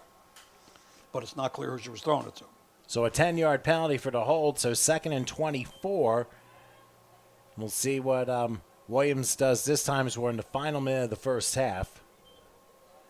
And the Wolves with a commanding 21-0 lead. But Warriors trying to show some fight here, taking the snap and tried to get in the direction of Broadhead. They went with a quick pass, and unfortunately it was a little bit off and incomplete. So 3rd and 24 coming up. I mean, they're trying things and trying to make it work, but if you can't execute the simple pass, you just can't go further up. So on 3rd and 24, you figure you might as well run the ball, or would you try something else? Why run the ball? If you're going to run the ball, you might as well take a knee. They're not getting anywhere on the run. They need to throw the ball and need to get it downfield. She needs to get her arm underneath that ball. I think a lot of it, too, has to deal with personnel. And I know a lot of things have been going on. I've mentioned this a number of times here in the first half. But maybe halftime might be the best thing for them. See if they can get themselves back and run. Keep in mind, the Warriors will get the ball to start the second half.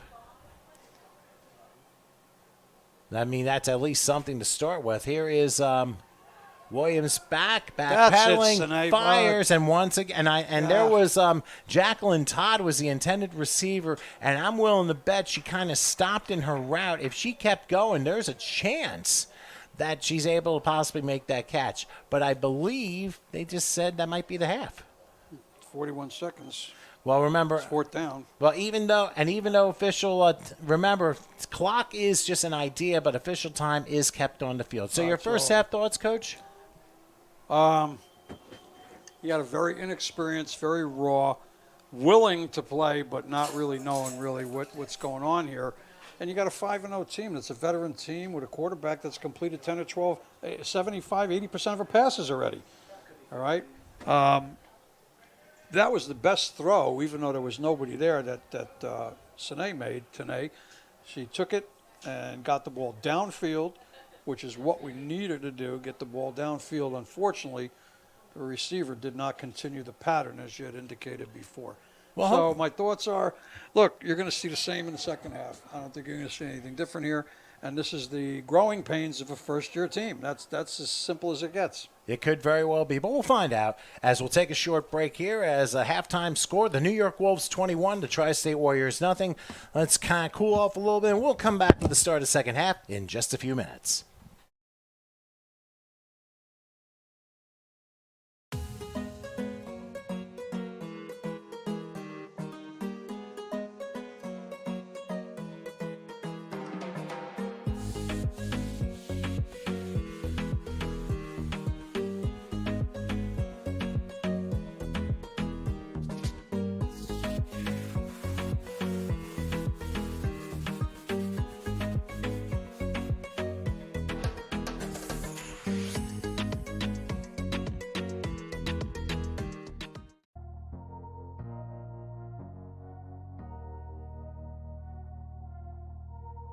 All my life, been grinding all my life.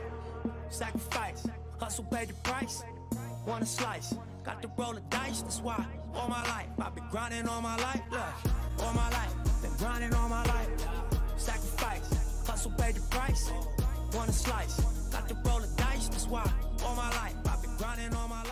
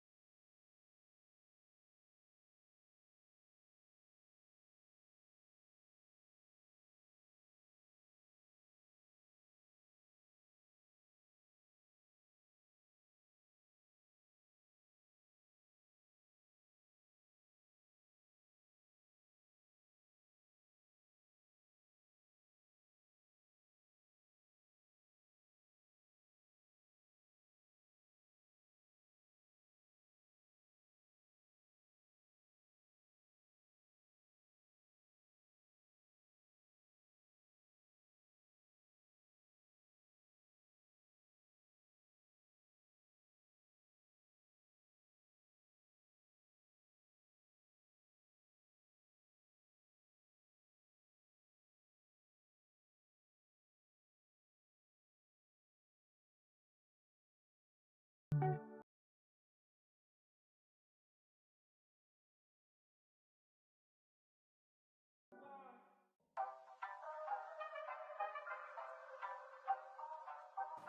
morning, everyone, and welcome to the Tri-State Warriors Media Signing Day.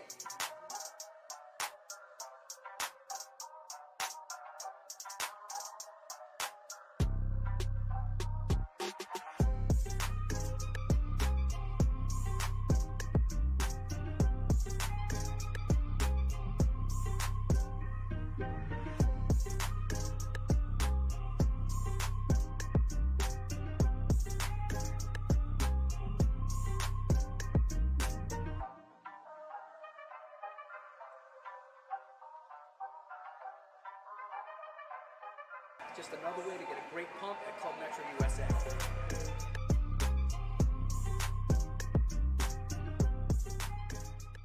At Serenity Nail Polish, our vision is to promote creativity, confidence, and self-expression for our leaders of the next generation. At Serenity Nail Polish, our mission is to provide all children and women access to a safer, healthier, chemical-free nail polish option. At Serenity Nail Polish, you are the creator, you are the brave, and above all, you are Serenity.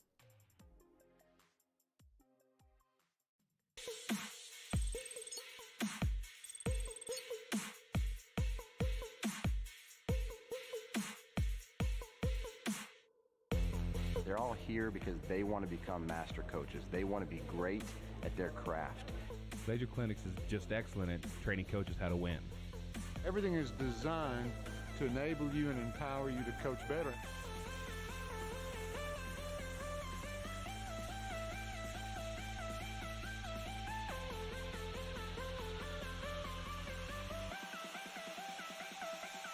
Bring the beat.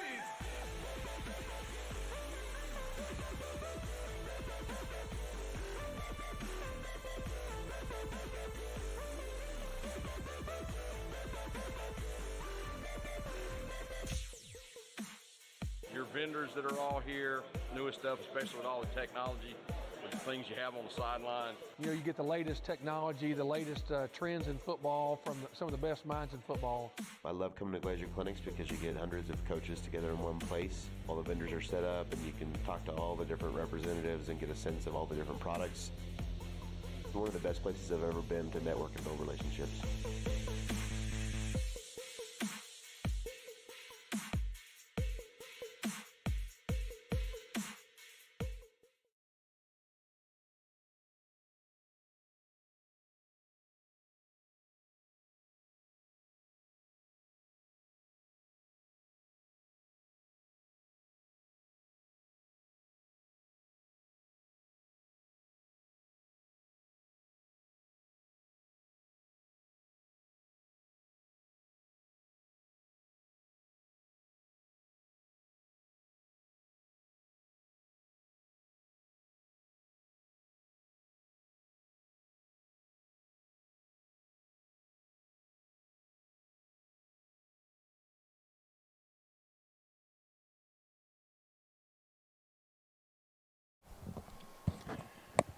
All right, we are back here at Memorial Stadium here in New Brunswick, New Jersey. I'm Tom Wilkins, along with Coach Nick. With the controls, of course, Howard Gaber. About to start the second half, and it's the New York Wolves ahead 21-0 over the Tri-State Warriors. Was not exactly the start both teams wanted, but once the Wolves got going, they ended up scoring touchdowns, I believe, on 3 straight possessions.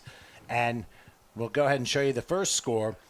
In that first half, Matek Jones, whoever it is.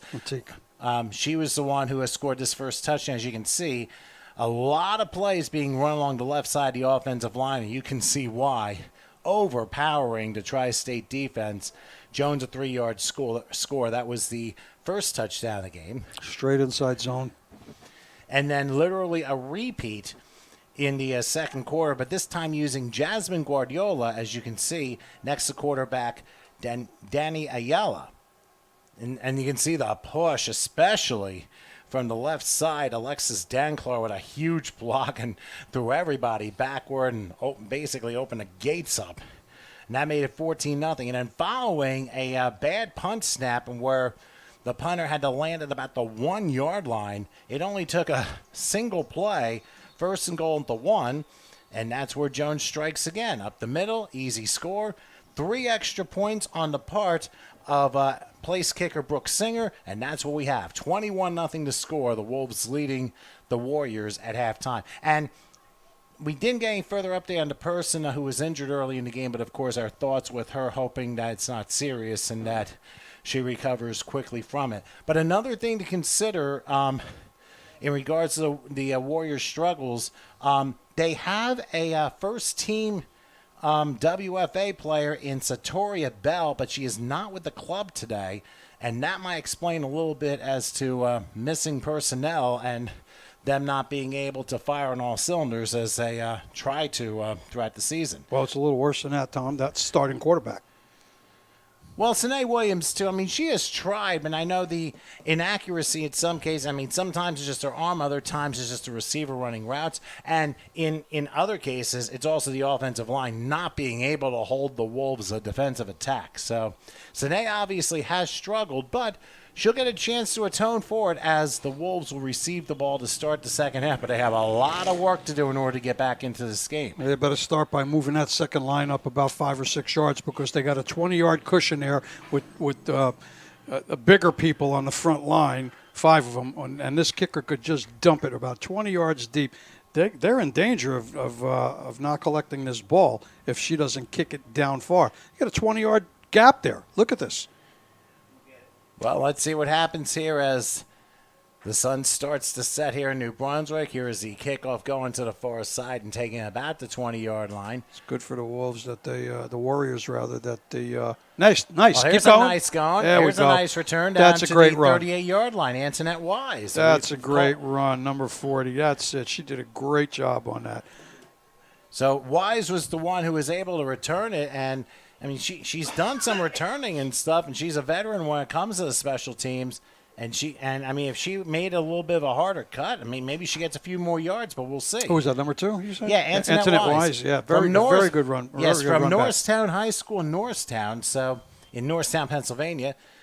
And she, of course, has played with some Philly female football teams as well. So she does have the experience in these female football leagues when it comes to that particular type of agility. Okay, here's where you're going to see the real difference in the game. The step up from this defensive line from the New York Wolves, they are looking pretty savage and pretty hungry right now. So these first 2 plays are going to dictate what I think we're going to see in this second half. Watch the push up front, all right? Linebackers are only 3.5 off the ball, which means everybody's coming hard, coming strong, and it's going to be tough to run against. Well, we'll find out what they do. 1st and 10 from, we'll say, the 36-yard line. It looks like they're changing the play up a little bit. Actually, they're doing a little razzle-dazzle, firing right and a little bit short. Here's what happened. They had Drumgoole behind at the quarterback. They flipped it to Randy Troy to try and throw to Sine Williams, and the throw was a little short and incomplete. I mean, nice idea, but didn't quite work out as well as they would have liked. They didn't fool anybody with it. It took long to develop, and it was probably better if she had faked that ball and kept it herself. There was no one clear out there on the outside where she was trying to throw the ball. You know, lucky they didn't get a big loss on that. She got the ball off just in time, thankfully. We don't need fancy here, gang. Let's go. Let's just take it at them and let's go, head to head, face up. Let's go. I also thought they were going to try and run up the middle a little bit, but that really hasn't worked out too well to their advantage because the Wolves have won pretty much all 3 sides of the ball in this game. 2nd and 10 from the 36 here. Sine lobbing it. Good and ball. The pass is caught at the 39-yard line by Broadhead. Got about 3 on the play. Forces a 3rd and 7. Brought down by Nandi Brown. And, Coach, think about it. Baby steps. You have to win a play. You have to win a series. You have to win a drive. Get some scores. Mm-hmm. Well, she didn't exactly lob that. That was probably the better pass that she's thrown today. She got velocity on it. She led the receiver and gave her an opportunity to make a play. So now, it's a gain of 2.5, 3, but it's a positive yards play. So, but here we got 3rd down and 8 or 7.5, and here's where they get into trouble because it gives the defense a lot of latitude. They want to blitz. Look at it. They got 5 men up on the front now instead of the 4-3. You don't know how many are coming.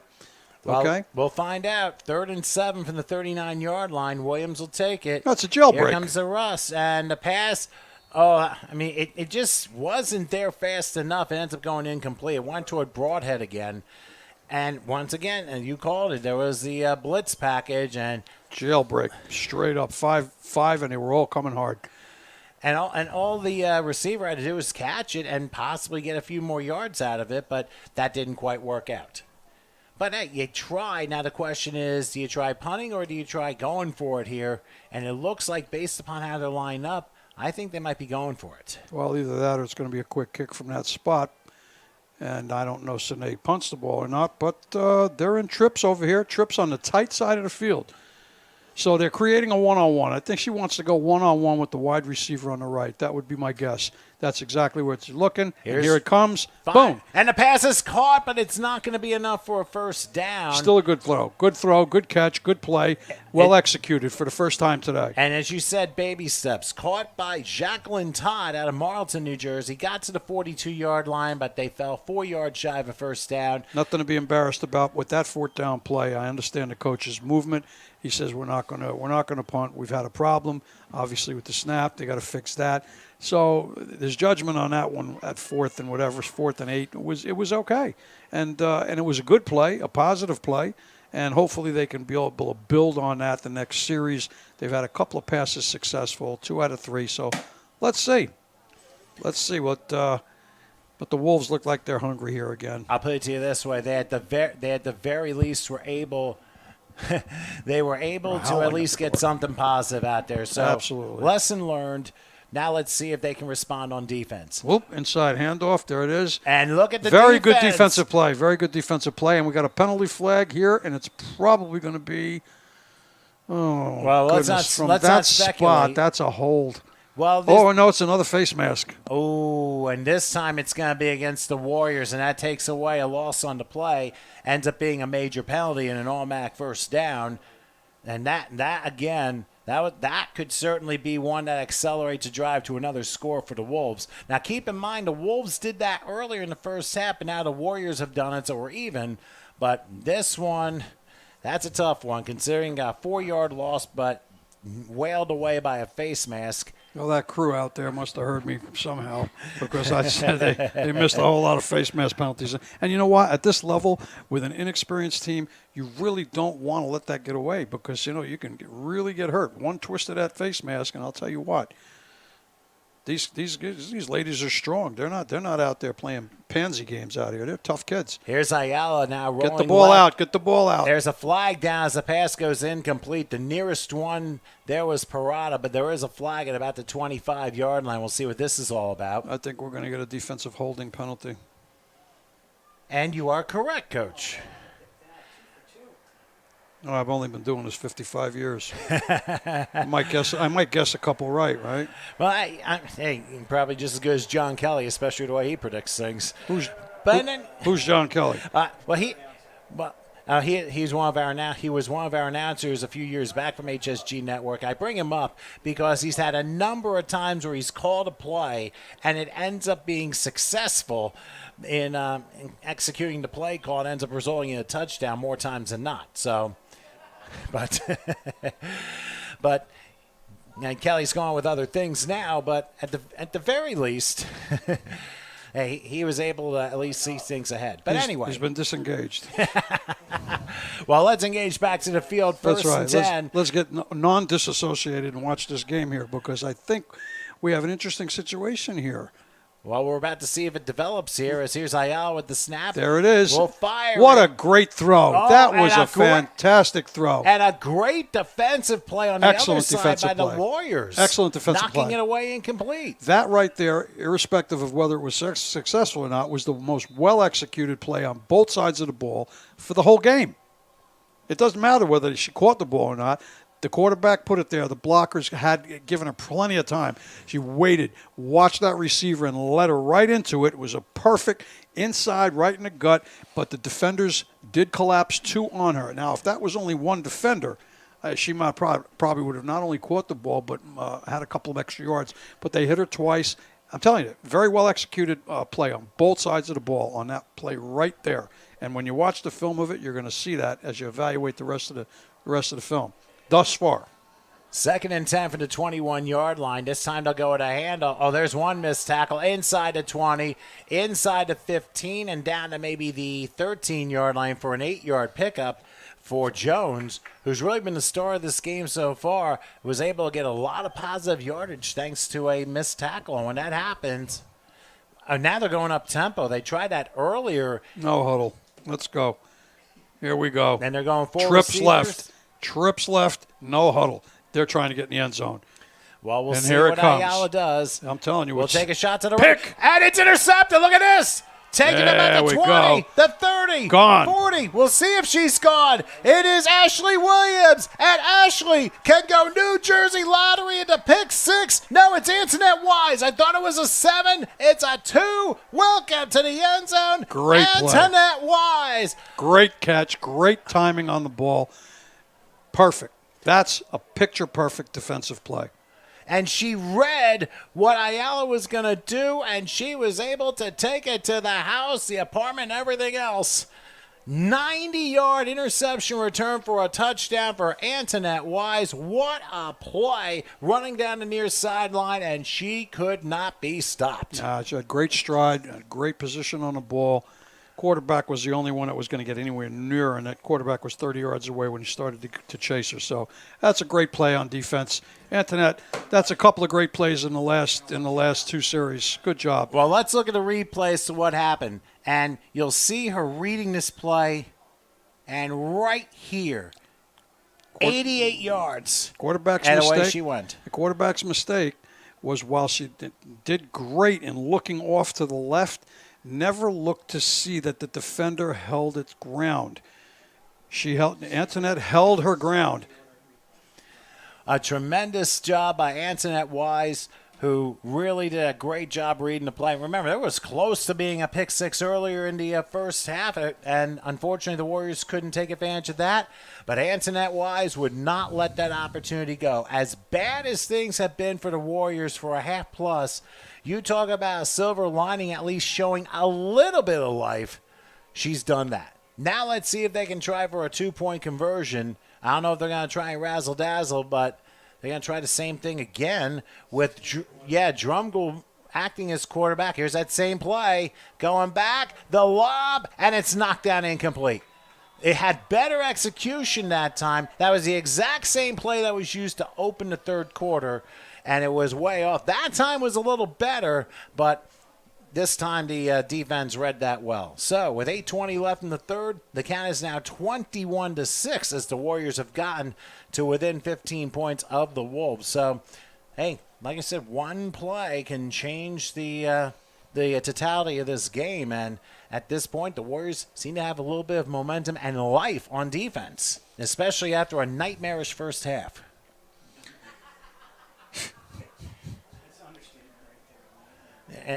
How do I make these people speechless? But, I mean, a lot of things just went wrong, and the Wolves really took it to them in the first half. But now the Warriors are finding out, hey, we can possibly play with this team here. And it could still happen. I mean, we still have 20 minutes of football left, a 12-minute quarter, and 8:20 left here in the third quarter. Well, they're going to have to do it on defense. Their offense is it's sputtering, and they're unsure of themselves. The defense, their deep coverage is a little weak, but their corners have been good. Antoinette's been good, and the other girl on the other side, the cornerbacks have played well.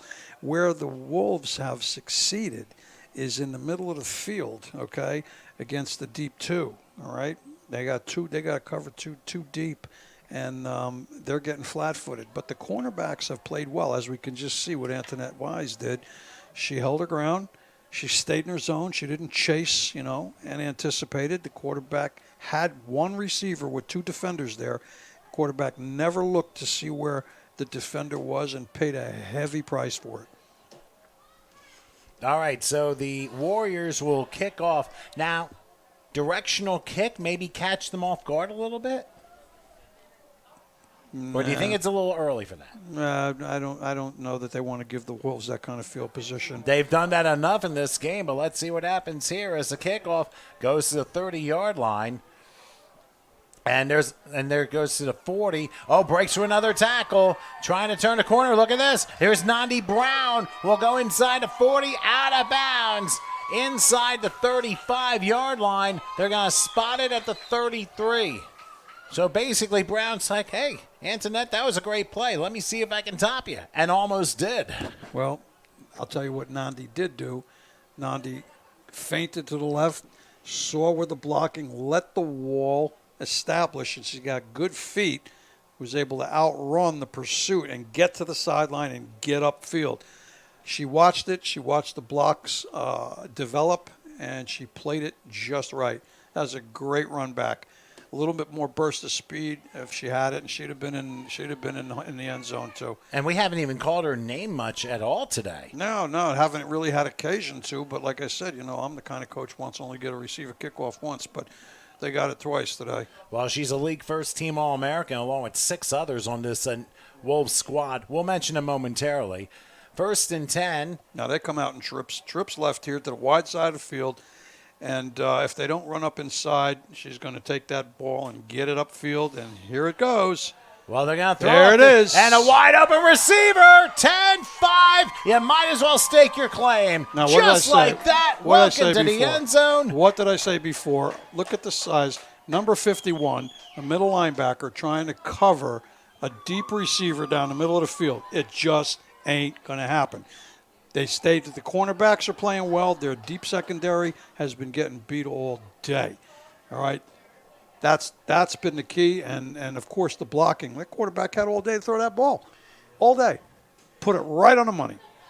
And I believe that was Capardi. And I'll tell you, we were mentioning these first-team All-Americans. We just saw 2 of them. We saw Ayala, and we just saw Capardi with that 33-yard touchdown reception. High snap on the extra point. Didn't matter. That kicker knows what to do. That handler on the holder did a great job. That was a one-handed snag from the snap.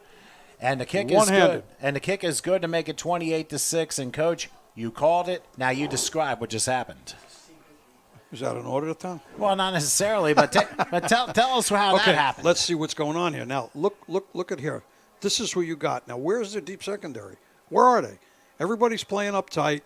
Safety, strong safety, corner, linebackers trying to cover receivers in the middle of the field. Look at that. 51's the only one. That one playing zone. Let her go, rather. And look at that. Who's chasing? 51. You think they're ever going to catch number 3 or 2?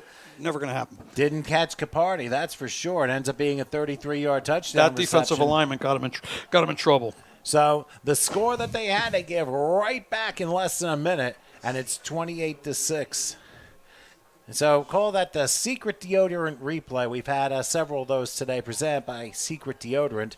By the way, members of the New York Wolves on that first team besides Gina Capardi, Danielle Ayala, and Nandi Brown, whom we've mentioned.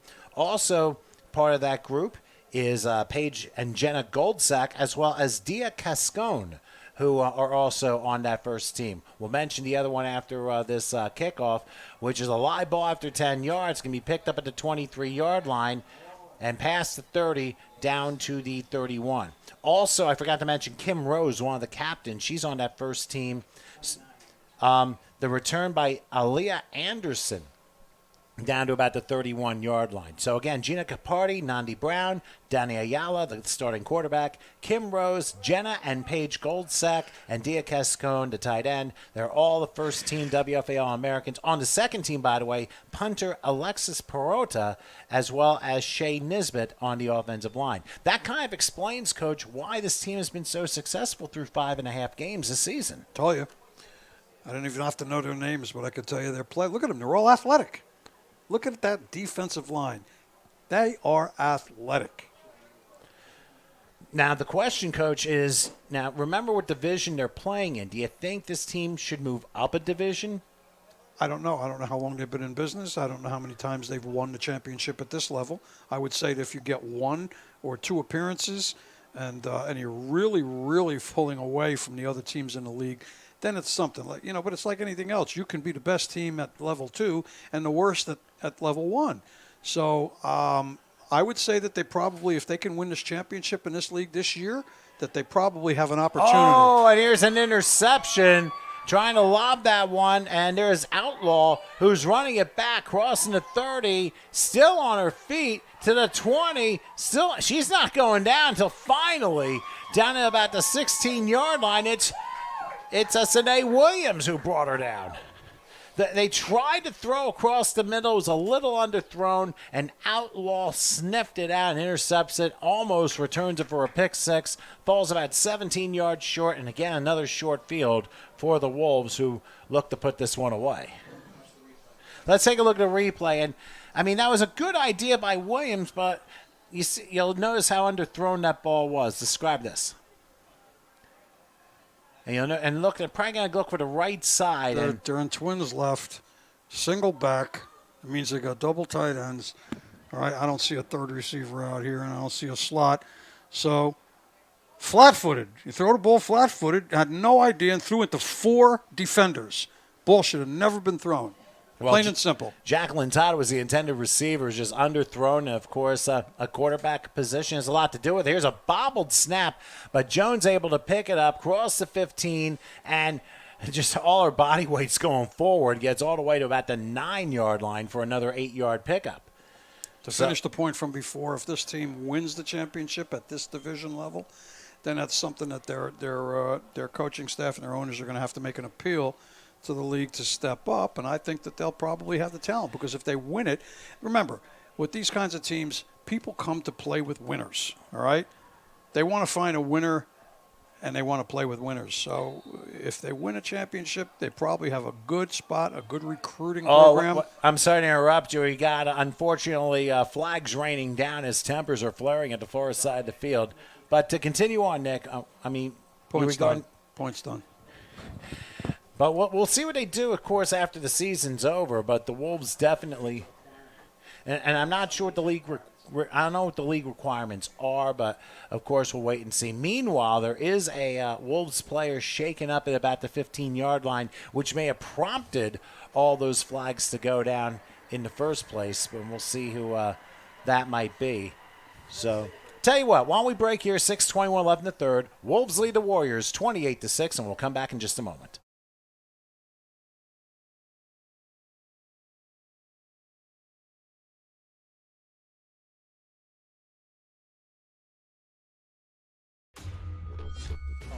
Drops back and throws. She's got a wide open receiver. Cooper goes to the right, gets a hole, finds enough for a first down, breaks a couple tackles. She's only got one person to beat. She's going to be in for a Minnesota Vixen touchdown. And she's in for another touchdown. She's down to the 10, the 5, and she's in. Is she in? For a touchdown!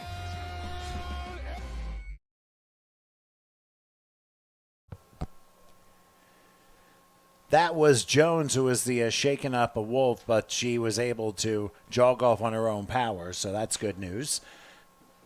So, I can't believe this is still the third quarter. Well, the reason why we are a little bit delayed, there was a major injury in the first quarter regarding one of the Warriors, and again, our hopes and positive vibes that whoever suffered that injury, it's not that serious, and that everything works out well. We had a ton of penalties which happened after that last play, and a bunch of unsportsmanlike conducts, and it looks like, there's also been an ejection on the Wolves' part because 3 unsportsmanlike conduct fouls, 2 were called on the Wolves, 1 by the Warriors. So the pair offset, and that leaves the Wolves penalty, and that is why the ball is backed up at the 22-yard line, because of the extra personal foul. Now, did the personal foul happen during the play or after the play? We're not sure, but they have it backed up to the 23. and they're repeating it down at, I believe, 2nd and 16 the way they have it lined up right now. Like I said, every league has its own little quirks when it comes to situations like that. Other places, it's like the down counts, and others it does not. We don't know. And now I believe a official timeout, or did the Wolves call one? So, but the Wolves trying, but the good news is next week we will have more football with the Tri-State Warriors, as we'll be back here next week for a 6 o'clock kickoff here at the Memorial Stadium here in New Brunswick, which, by the way, New Brunswick High School uses the stadium, and I think I made the mistake going to the high school thinking the football field was there. So, but this is where they play, and it's on Joyce Kilmer Avenue here in New Brunswick. It runs parallel to Route 26. So we get opportunity. What's that? Yeah, and I'll tell you what, this is the first time I've done a game here, and this is a very, very nice facility. Now, obviously, the weather made it pretty challenging, to say the least, but the sun is hidden behind the clouds as it is setting here just past 8 o'clock here in the east. All right, so the down counted. So this was a post-possession foul, and it was a foul after the play. So the 15 yards was put after the play was done. So it's 1st and 10 now at the 23-yard line. So they just got backed up 15 yards, and we'll see what Ayala does this time.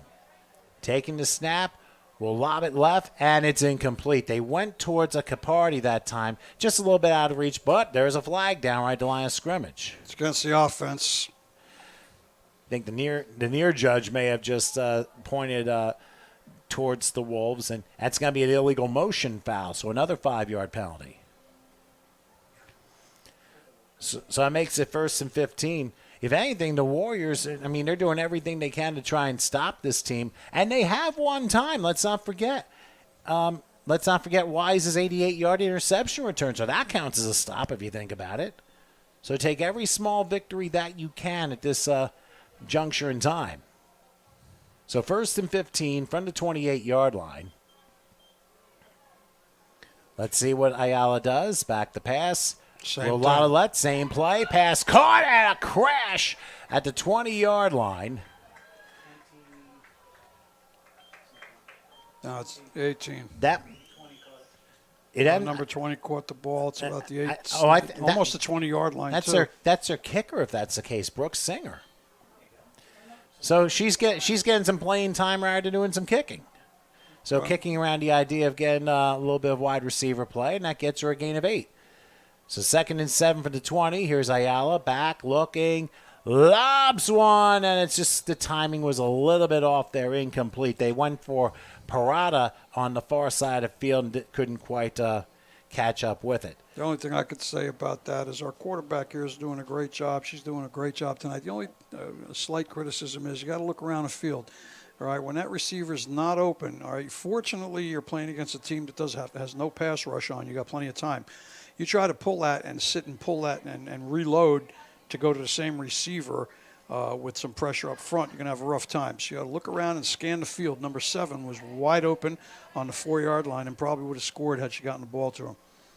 And by the way, the Warriors next week will be playing a team from Harrisburg at their game starting at 6 o'clock in the p.m. This is actually their first home game since their opener against Baltimore on April the 16th. And it's the last game of the season? Well, the last game of the regular season. For the Wolves, it's the last game for their regular season. They have a bye next week. Back the passes, Ayala throwing up the middle and almost coming up with it. And the pass incomplete. And I wish you'd look around a little bit more. Number 7, who is a star, okay, has a one-on-one with a shorter defensive back. And I don't know why Ayala is getting a little testy here. She's throwing the ball great all night. Now she's throwing into triple coverage. I don't know why. And telegraphing where she's going with the ball. You got to look them off. You got to look around because the defenders are watching your eyes, okay? They're watching the eyes. They're watching where the receivers are moving. You got to move that ball around a little bit. I don't know if it. I don't know. I think it's just sometimes quarterbacks get a little feisty. They think they've got rockets in their arm, and some of them do, and try to overpower the ball a little bit. Whenever you see a quarterback throwing to 3 or 4 coverage, you're usually trying to overpower the ball. Not a good scenario. On 4th and 8, here's Ayala. Now get it up. Get it There's up. a flag down. There it is. And There's now a flag. there's Boom. a flag there too, but there was a flag beforehand as well. I don't know what that one was, but that was PI right there. Well, if there's a hold, I'll cancel that out. So let's wait and see what the call is. Got Now, multiple penalties flags, here. Both flags are downfield, so the only hold would be a defensive holding or a double PI. I don't see anything that the offense did wrong. We have PI, 2 PIs, 1 PI. Ref saw it both. All right, that's the call. That's where they're going. So 2 separate calls. So it'll end up being a spot foul here. I meant to say that for the Tri-State Warriors, they have 2 first-team All-Americans in Jacques Dorsey and Antoinette Wise, and we saw why she's a first-team All-American with that 88-yard pick 6 earlier in this quarter. They have second-team All-Americans in Dacia Broadhead, Randy Troy, Melissa Blaze, and Carrie McDonald. And then third-teamers are Nikki Joseph and Ashley Mathis, the running back. So this quarter started like 2 weeks ago. First and goal is here's a handoff, and this is Guardiola, who trying to get in the end zone for the second time. And started by 57 in black. Blaze evidently was like a little fed up there. Yeah, there was no call for that. Look at the replay. You'll see there was no call for that. They're far away from the play. Do your tippy taps and get back to your huddle. You're not helping your team with this nonsense.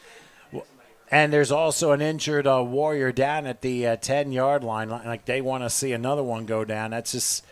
They've had such a very difficult break, of course, with the major injury very early in this game. So that's obviously not going to help matters. The officials are going to mention it is indeed offsetting personal fouls, and now mouthing off too from 57. Oh my goodness! So now you have an unsportsmanlike conduct, and you have two fouls. And while all this is going on, the frustrations continue. And I'm getting hungry. I'm going to start mouthing off right now. This is impossible. This quarter started last Tuesday, and it's still got 4.5 minutes left in it. 12-minute quarters, guys. You got to get this rolling. Hey, come on, referees, keep control of the game. The referees have to continue to keep control of the game. All right? Obviously, it's not happening because there's undisciplined fights going on out here for no good reason. That's how people get hurt. That's not football. Football's not fighting. That's hockey. But if you think about how long this game has been, and it is coming up on 8:20 Eastern time right now. It's 8:10 right now, but if you go 2.5, 3 hours, and 3 hours is a likely possibility, obviously the phrase nerves and tempers are going to rise up another decibel or a few more notches. No game at this level should last 2 hours and 45 minutes. None. There's only 12-minute quarters. And and we have injuries too. I mean, on both sides. We've had 3 or 4 injury timeouts that have lasted extended time. We've had 3 fights, all right, 1 field clear, and a boatload of penalties, which means that there's got to be some better discipline here. This is not you got two teams out here that want to play football. And the referees, they're gonna have to do a little bit better job. I believe that is Mamuchka Joseph, who's the injured player on the field right now at the 10-yard line. They're still attending to her. So why don't we go ahead and break real quick. 4:52 left here in the third. 28-6 in favor of the Wolves over the Warriors. We'll come back in a moment.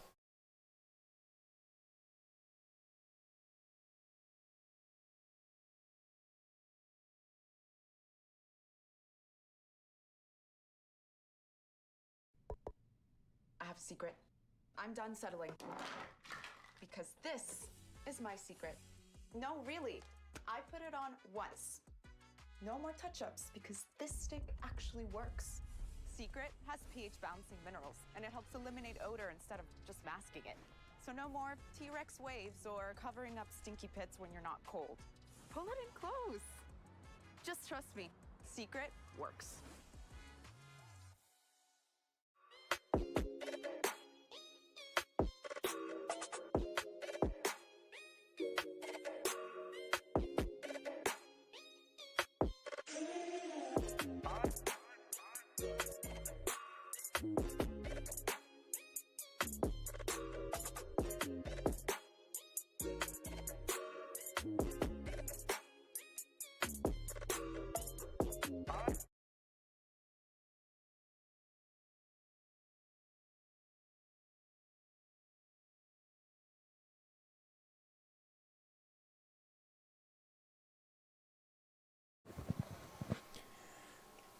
All right, we are back here as, again, the injured Warrior was Manachka Joseph out of Brooklyn, New York. Actually, she went to school at Arkansas State University, got dinged up on that last play. But unfortunately, because of an unsportsmanlike conduct, it is half the distance to the goal from the end of the last play, and first and goal from the 4, and now whistles blow again. And we're going to have three-quarter time. So I know it says 4:52 on the clock, but remember, official time's on the field, so let's take about a 90-yard walk and a little bit of water, too. I'll revise my estimate. The quarter didn't start last Tuesday. It was actually Wednesday at 3:30. Oh, my goodness. So we gained a day on that. Well, you know what? When the clock is not moving on the scoreboard, you tend to see and go with what you have. But evidently we have somebody on the field. One of the refs is keeping the clock, which is amazing because there's only 3 refs, and usually you have a clock keeper with 6 refs. That's a tough job for them down there today. And they may be a little short-staffed today too. Sometimes referees get tied up in traffic or they don't make it. Well, as they say, all the world's a short-staffed. Doesn't matter what the occupation is these days, especially in this post-COVID world. So you have to kind of also consider that as well. Well, that's more than enough reason for me to bring back disco. Well, the last time the Warriors were here, they lost 13-0 to the Baltimore Nighthawks. But next week they will be playing the Harrisburg Havoc. The Havoc, that's a nasty name. Harrisburg Havoc. That's alliteration, isn't it? Or is that consonants? Where's our English majors today? What is that? Well, I'll put it to you this way. The Harrisburg Havoc, they're still looking for their first win. Really? Well, that'd be an interesting game next week, then. Yeah. So that'd be a tough fight. Tough fight. Well, we'll see how tough it is, and we might have a pretty. Harrisburg's a long ride, buddy. Well, it's a 2.5-hour drive. Here's a handoff bada up the boom, middle, and touchdown. You talk about making sure you get in the end zone. She did exactly that. Whew, that defense got bada binged on that one, I'm sorry to say.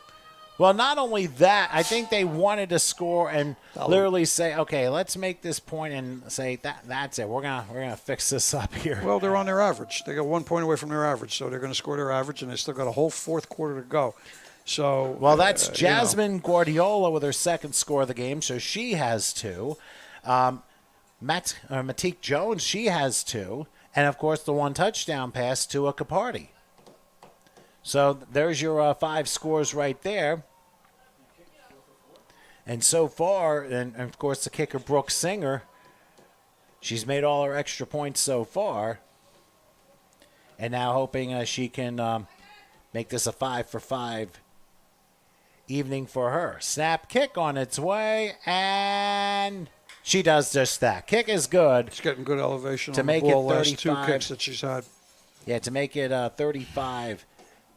Now, you got to consider, too, this is a team that just came off winning. I'm trying to see here.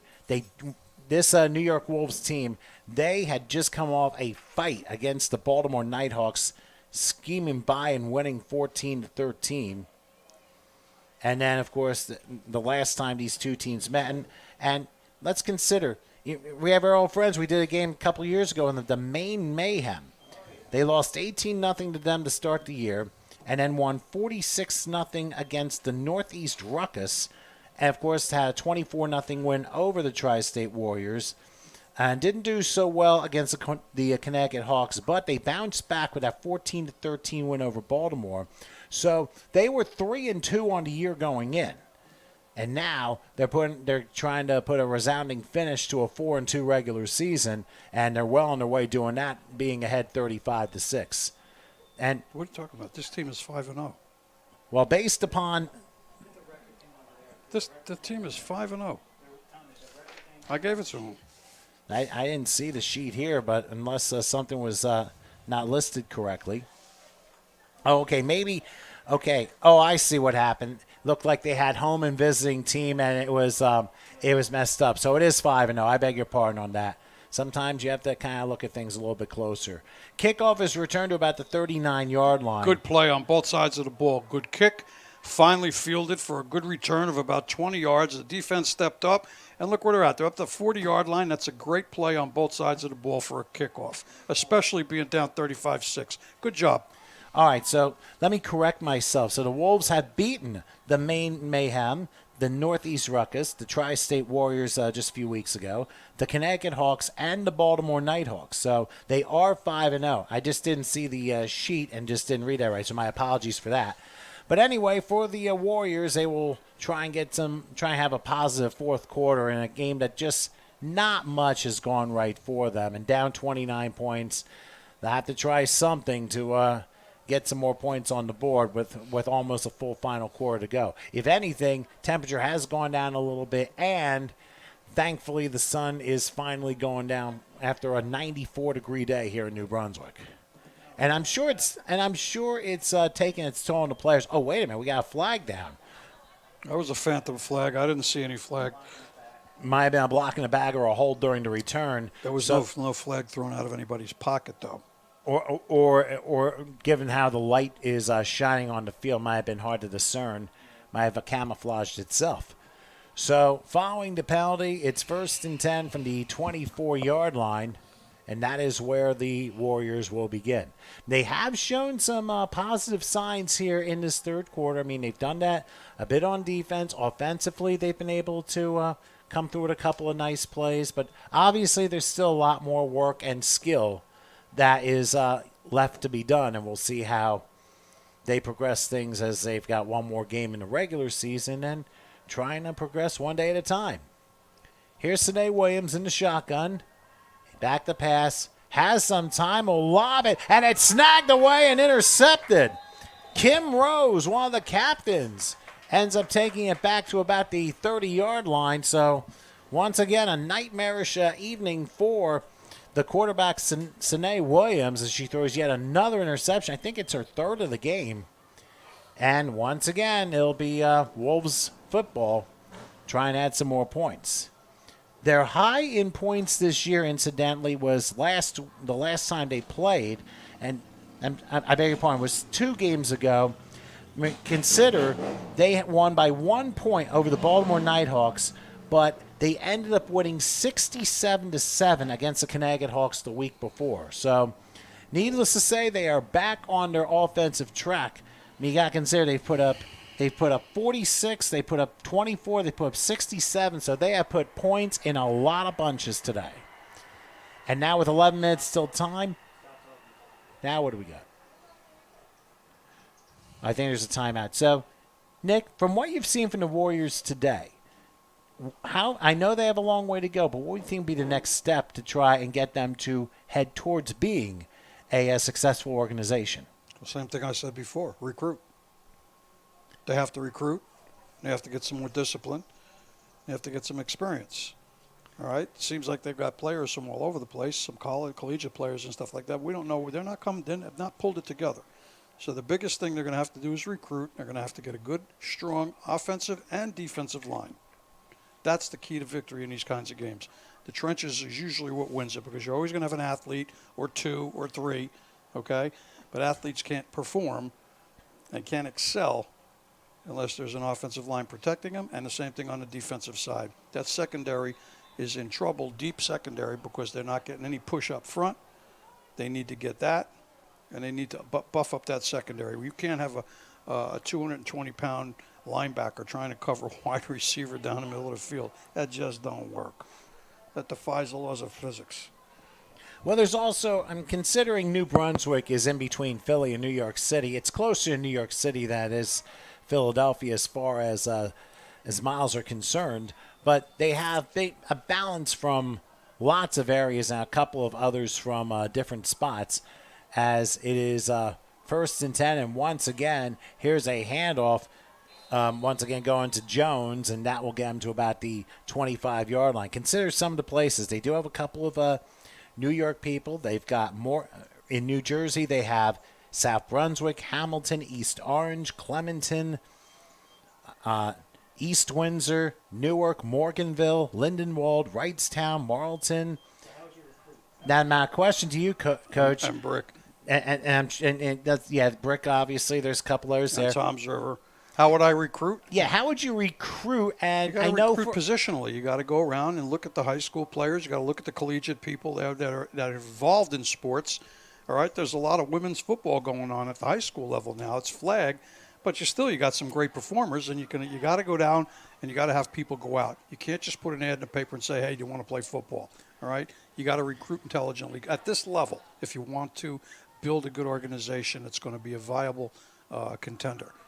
Well, Craigslist obviously is not going to work here. Here's a handoff down to about the 22-yard line. By the way, I've noticed that Brooke Singer is now playing quarterback for the Wolves, pretty much giving the rest of the day off to Ayala, who's had a very nice game. Of course, a lot of the play she did in the first half that worked extremely well. Now, of course, her touchdown at Capardi in the third quarter was the icing on the cake. Mind you, of the 5 touchdowns, 4 have been on the ground. It was 1 passing touchdown, but offensively, for the most part, they've been a well-oiled machine. The first few minutes may not have been that way, but once the Wolves got their gears going in the right direction, they've been pretty much unstoppable, except for a couple of instances.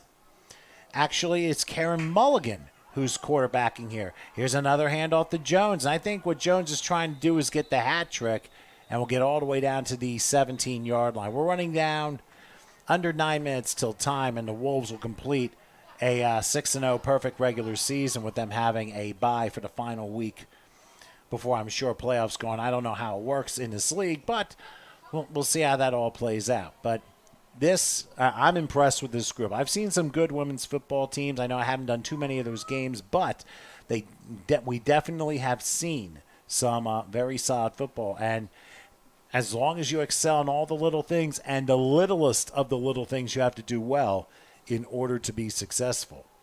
We'll get you in a second, Coach, on that. Here's 1st and 10. This time a handle bouncing around and going to about the 15-yard line. That's Kayla Russell out of Hazlitt. And was there a flag? Oh, a bandana fell on the field, so no flag down. Ball is they're going to spot the 17. So they're resting their regulars now, making sure nobody else gets hurt, especially after we saw earlier in this game.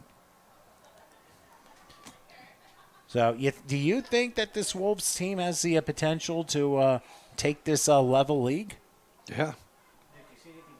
I mean, and what with them? No. What I see is a smart coaching staff. I see a coach that takes out and puts his seconds in to give them game experience, and they're all really good performers. Look, this is a solid team. There's no question about it. Look at that. And that's an interference penalty right there. Clearly. Flag down right there. Okay, that was a blatant shove. This is the difference. You have this is the way my teams were. We ran into this stuff. People always wanted to fight. They wanted to do this and that because they weren't able to compete. Okay, so maybe the Warriors need to step up, or the Wolves rather, go up a division, or maybe the Wolves need to go down one because they're not able to compete with this team. This team is well-oiled, well-coached, and they're not making those kind of mistakes. And from what I can see, they haven't started one fight. So that's discipline. And now another Hank Aaron would tell you when they asked him what's the difference between, everybody remember who Hank Aaron was, all right, 750 broke Babe Ruth's record, okay, but one of the classic comments from Hank Aaron, who was quite a gentleman, he was asked what's the difference between a good team or a good player and a great one, okay, the one-word answer: discipline. Physical and mental discipline. That's what wins football games. This is not the Art Donovan age of football, with the guys with no necks and no brains to go with it. This is an intelligent thinking man's game. And between the coaches, it's a chess match. And the game is a game of real estate, okay? Location, location, location. That determines what the defensive strategy or structure is going to do, as well as the offense. And the special teams as well. Where you are on the field dictates what I call situational football, all right? Where when you're on a 10-yard line with a 2nd and 3 on your opponent's 10-yard line, you have a whole host of opportunities and abilities, to be able to score or to get that first down and goal. That's what this game is really about. And discipline is the key to developing the type of team, all right, to represent the Tri-State, and that's something to grow into. And that does come down to coaching, and it does come down to practice, as somebody mentioned before. So right there. Now, is there anything missing with the team from New York? Listen, there's always things that are missing. However, when you have a plethora or you have an aggregate of good athletes, well-trained athletes, look at them. Their splits are perfect on offense. Their quarterback has not gotten sacked all night, okay? Their quarterback has completed as many or more passes than many of the men's leagues at this level have done. This is a well-trained organization. Should they step up? I'll give you that opinion after they win a championship in this league. If they do that, I would say they probably should. Well, only time will tell, and we'll see how everything plays out. So after a little delay, 1st and 10. Here it is. Here's Mulligan. He'll take a shot, and pass incomplete. Just went through the hands of, I'm trying to see the name here, is Janelle Kimona out of Norfolk State. She just couldn't come up with it. It ends up going incomplete. Meanwhile, some news on the Warriors side.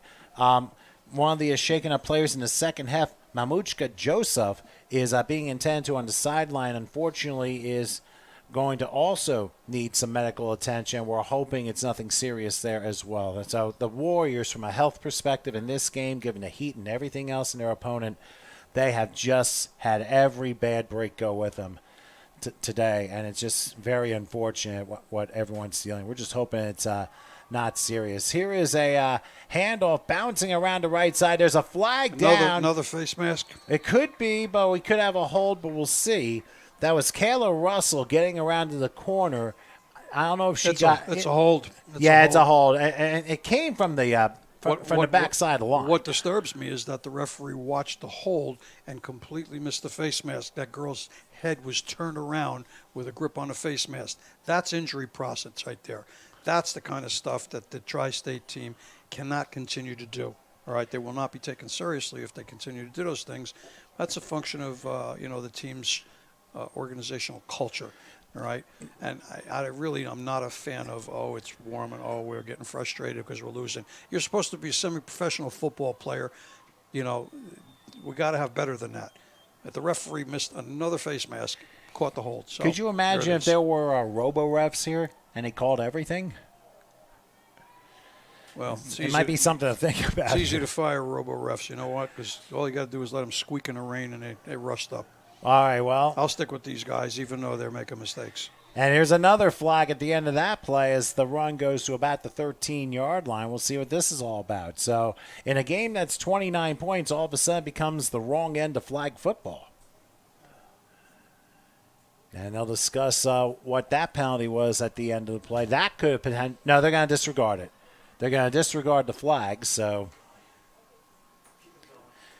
the ball goes to the 13-yard line, and I believe it'll be 2nd and 9. Or I think we kind of lost track a little bit here.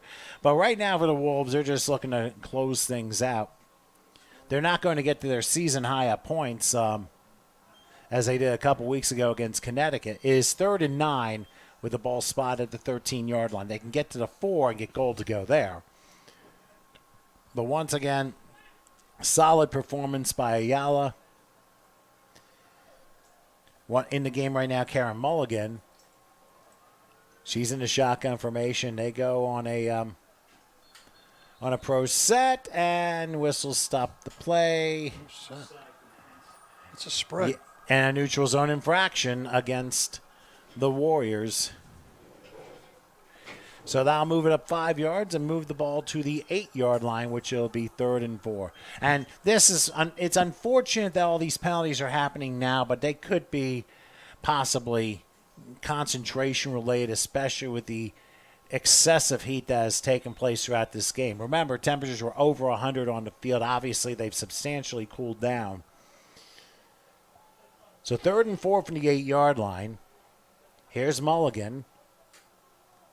And this will be a handoff going up the middle to about maybe the 5. They're going to be about a yard and a half short of a first down.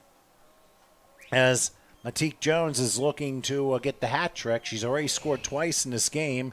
Looking to get a third as we have reached the halfway point and counting here in the third quarter. So it is 4th and 2 with the ball at the 5-yard line. And again, they're kind of like repeating the same formation spread. Mulligan will wait for it. Here's Jones. And Jones, I don't think is going to make it. Oh, yes, she is. Well, the ball, they're saying she stopped at the 6-yard line. If that's so, it's a 1-yard loss. Did they stop? Why did they? There was no forward progress. There was push from the offensive line. Well, I think the whistle blew, and then came the push. So, as for the Wolves, they turned the ball over on downs, and for the Tri-State Warriors, they can say, hey, at least you made a stop here. And it doesn't matter what the score is. You make a stop, you make a stop. So give them some credit with that. And we'll see what happens as we'll find out who comes on here in the final 5:15 of this contest. And it looked like the Warriors were going to surprise a lot of people with the start. They were able to force 2 turnovers in the first 3.5 minutes of the game, but unfortunately it didn't result in any points. But once the Wolves got everything together, they were just unstoppable. And that's why the 35-6 score right now. Their only mistake in this game was an 88-yard interception return for a touchdown by Antoinette Wise. So the question here, Coach, would be, what improvements do you think the Warriors need to make going into next week's game against Harrisburg? Well, considering both teams are winless, I think that they're just going to play heads up. The coaches at this point in the game are not going to try to make big changes for the last game of the season. They're not going to be in a playoff, so they're going to get in there to play for pride next week, and then after the season they'll start reevaluating and looking at players and hopefully doing some recruiting, as they got a great recruiting base here in Jersey. Some of the best football players in the country come right from here in Pennsylvania and New York. Sine Williams will throw, and there's another interception inside the 10 down to the 8-yard line. This time it's Gabby Farrell out of Huntington, New York that made the interception. So unfortunately, Sine Williams, this is a night she would certainly like to forget, because it's just like if Murphy's Law is struck. Anything that could go wrong has, and this is exactly what's been happening. So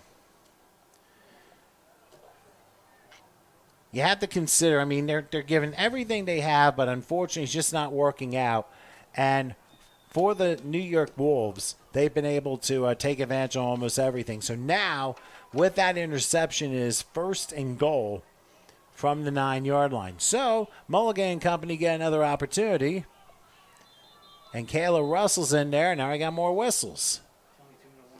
And no timeout called by the Warriors. So let's get on a break. Just under 5 till time. 35-6. Wolves over the Warriors. We'll be back in a moment. The football used by 70% of high schools and more NCAA programs than any other is also the #1 selling football in the U.S., the Wilson GST game ball. To ensure superior tack and pebble definition, Wilson sources only the finest leather, which is treated with a proprietary Wilson-developed tanning process. A small team of expert craftsmen then constructs each GST game ball right here in the USA.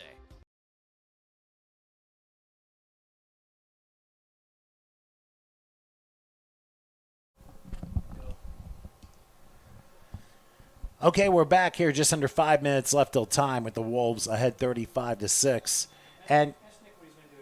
But my question to you, Coach, is now once this game is over, what do you plan on doing? I'm going to eat my face off. I'm hungry. I'll find some place to eat, but where would you specifically go? I know you have a bit of a drive back.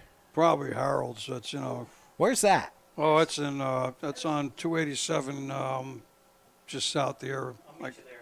Huh? I'll meet you there. Yeah. Okay. Yeah. They got big food like this. I actually have some family business to do early tomorrow morning, so. Yeah, because if you eat at Harold's, you'll be in a coma tomorrow morning, from food coma. Their sandwich is about 12 feet high. That is pretty high. All right, here's a handoff.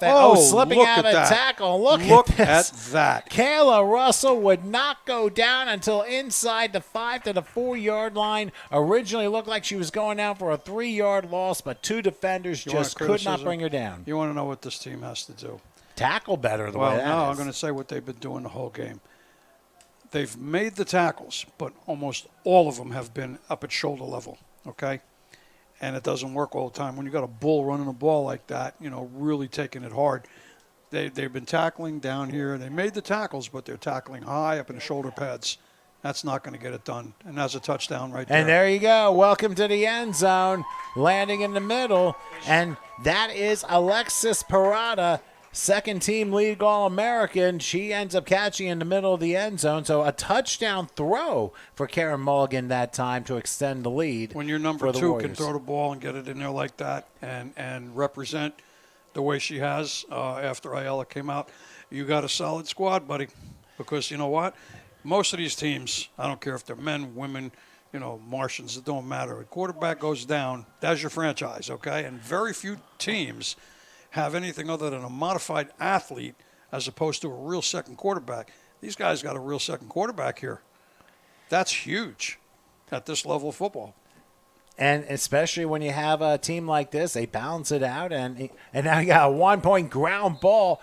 But unfortunately, the quarterback tried to throw on her knees, and the play was blown dead at that point. Antoinette Wise was like, could I have 2 more points? And the ref said no. So the first botched extra point snap, that was not the fault of Brooke Singer, who made all 5 of her extra points, but it was just a bad snap. So it ends up being 41-6. But Wise was like, can I make it 41-8, please? But the officials had already stopped the play. What did we learn by that? We just learned that they're playing either high school or college rules, because in regular NFL rules at the semi-pro level, there is no being downed. I've had a situation in a very important game where referee, we picked up a fumble on the opponent's on our own 5-yard line, ran it down 95 yards. Guy blew the whistle. He says, I forgot. I said, you forgot? I said, I'm going to forget to pay you, too. Get out of here. You never ref one of my games again. Oh, Are you kidding me? man. I'm not lying. Because, we see this. No, so if the knee was down, that means that they're playing with either special rules or they're using the high school or collegiate rules where a knee is the end of the play. That is not true in men's semi-pro football or minor league football. I guess a lot of it depends on the league. And who knows? There could be female leagues that do. I don't know. At different NFL rules. But we don't know. We just, as I say, the only assumption we can make is it's collegiate or high school rules, because that seems to follow for safety. I think. And when you got a spot foul too, that's also that's a great kick. That's a great kick. Come on, let's get a run back now. Pick the ball up and run. Let's go. It's a live ball after 10 yards. Boom. And unfortunately, the return didn't work out very well that time. And that's what happens. She who hesitates is lost, and picking that one up was Dacia Broadhead. I mean, all you had to do is pick it up and run, but it took her 2 or 3 bounces, and by the time she got going, and she ended up going backward. Got whacked. Got hit by 4 people. So what does that tell me? That tells me that the front and the second line didn't do their job, didn't pick up their men. On a kick return team, okay, here's how it goes. The kick return lineup, each player has a number from the kickoff team. 1, 2, 3, 4, 5. 1, 2, 3, 4, 5 on the other side, and then the kicker. Each responsible blocker on the receiving team on the first 2 levels has a designated player that they are to block. It's not who just comes at you. If you're blocking the 4 or the 3, you go get them, okay? And that didn't happen because there were 4 people that basically mauled that kid just now. All right, well, let's try it again. 1st and 10. Ball spotted at the 26-yard line. They send a female in motion. They'll triple the left side for this first down play. I'm just waiting for the snap. I don't know if they put a new quarterback in or not. No, Sine's still in there. She pump fakes, tried to throw, but there was nobody open. Look at the offensive open. line. Look at the offensive line. 1, 2, 3, 4, 5, 6, standing around while a quarterback's face is in the dirt. That's what they need to fix. I have a feeling that Sine may have to have one-on-one conversations with them, saying, how are you going to help me not get planted on the ground every single time? Because if we're going to be a better team, we cannot allow these things to happen. But at the same time, remember, I mean, Sine, it's been a tough go for her. I mean, she's, at least that one, she didn't throw an interception. She's had, I mean, Unfortunately, she's turned the ball over 4 times on interceptions, and there's also been a fumble or 2 along the way by She's other out there players. playing her heart out. This is just not. They're just out and overmatched, and they're outclassed right now. That's all. Young team against a veteran team that's 5-0, going to be 6-0. This is a tough nut for Sine or anybody back there trying to make this work. Well, here's a handoff, and they're going to get one of their other players involved. Not much going on with Caroline Drumgool, who Number goes to about 56's pursuit was magnificent. Gabby Farrell. She's the one who made the play, and she was magnificent. She washed down the whole line, was not blocked, and basically took them out. And that is the game. Yep, the end. So the New York Wolves win 41-6. Your final thoughts real quick? My final thoughts are they have a fight. No, not that, but the game. Oh, the game. Well, the game went pretty much the way we saw it going. All right, now look at this. This is undisciplined. Helmets throwing, everything. Coaches taking people off the field. Got to stop that. Well, I'll tell you what. Gotta Why stop. don't we try again next week when the Warriors take on Harrisburg? Same time, 6 o'clock, with more of league football. So your final again, the New York Wolves 41, the Tri-State Warriors 6 for Coach Nick and Howard Gabriel.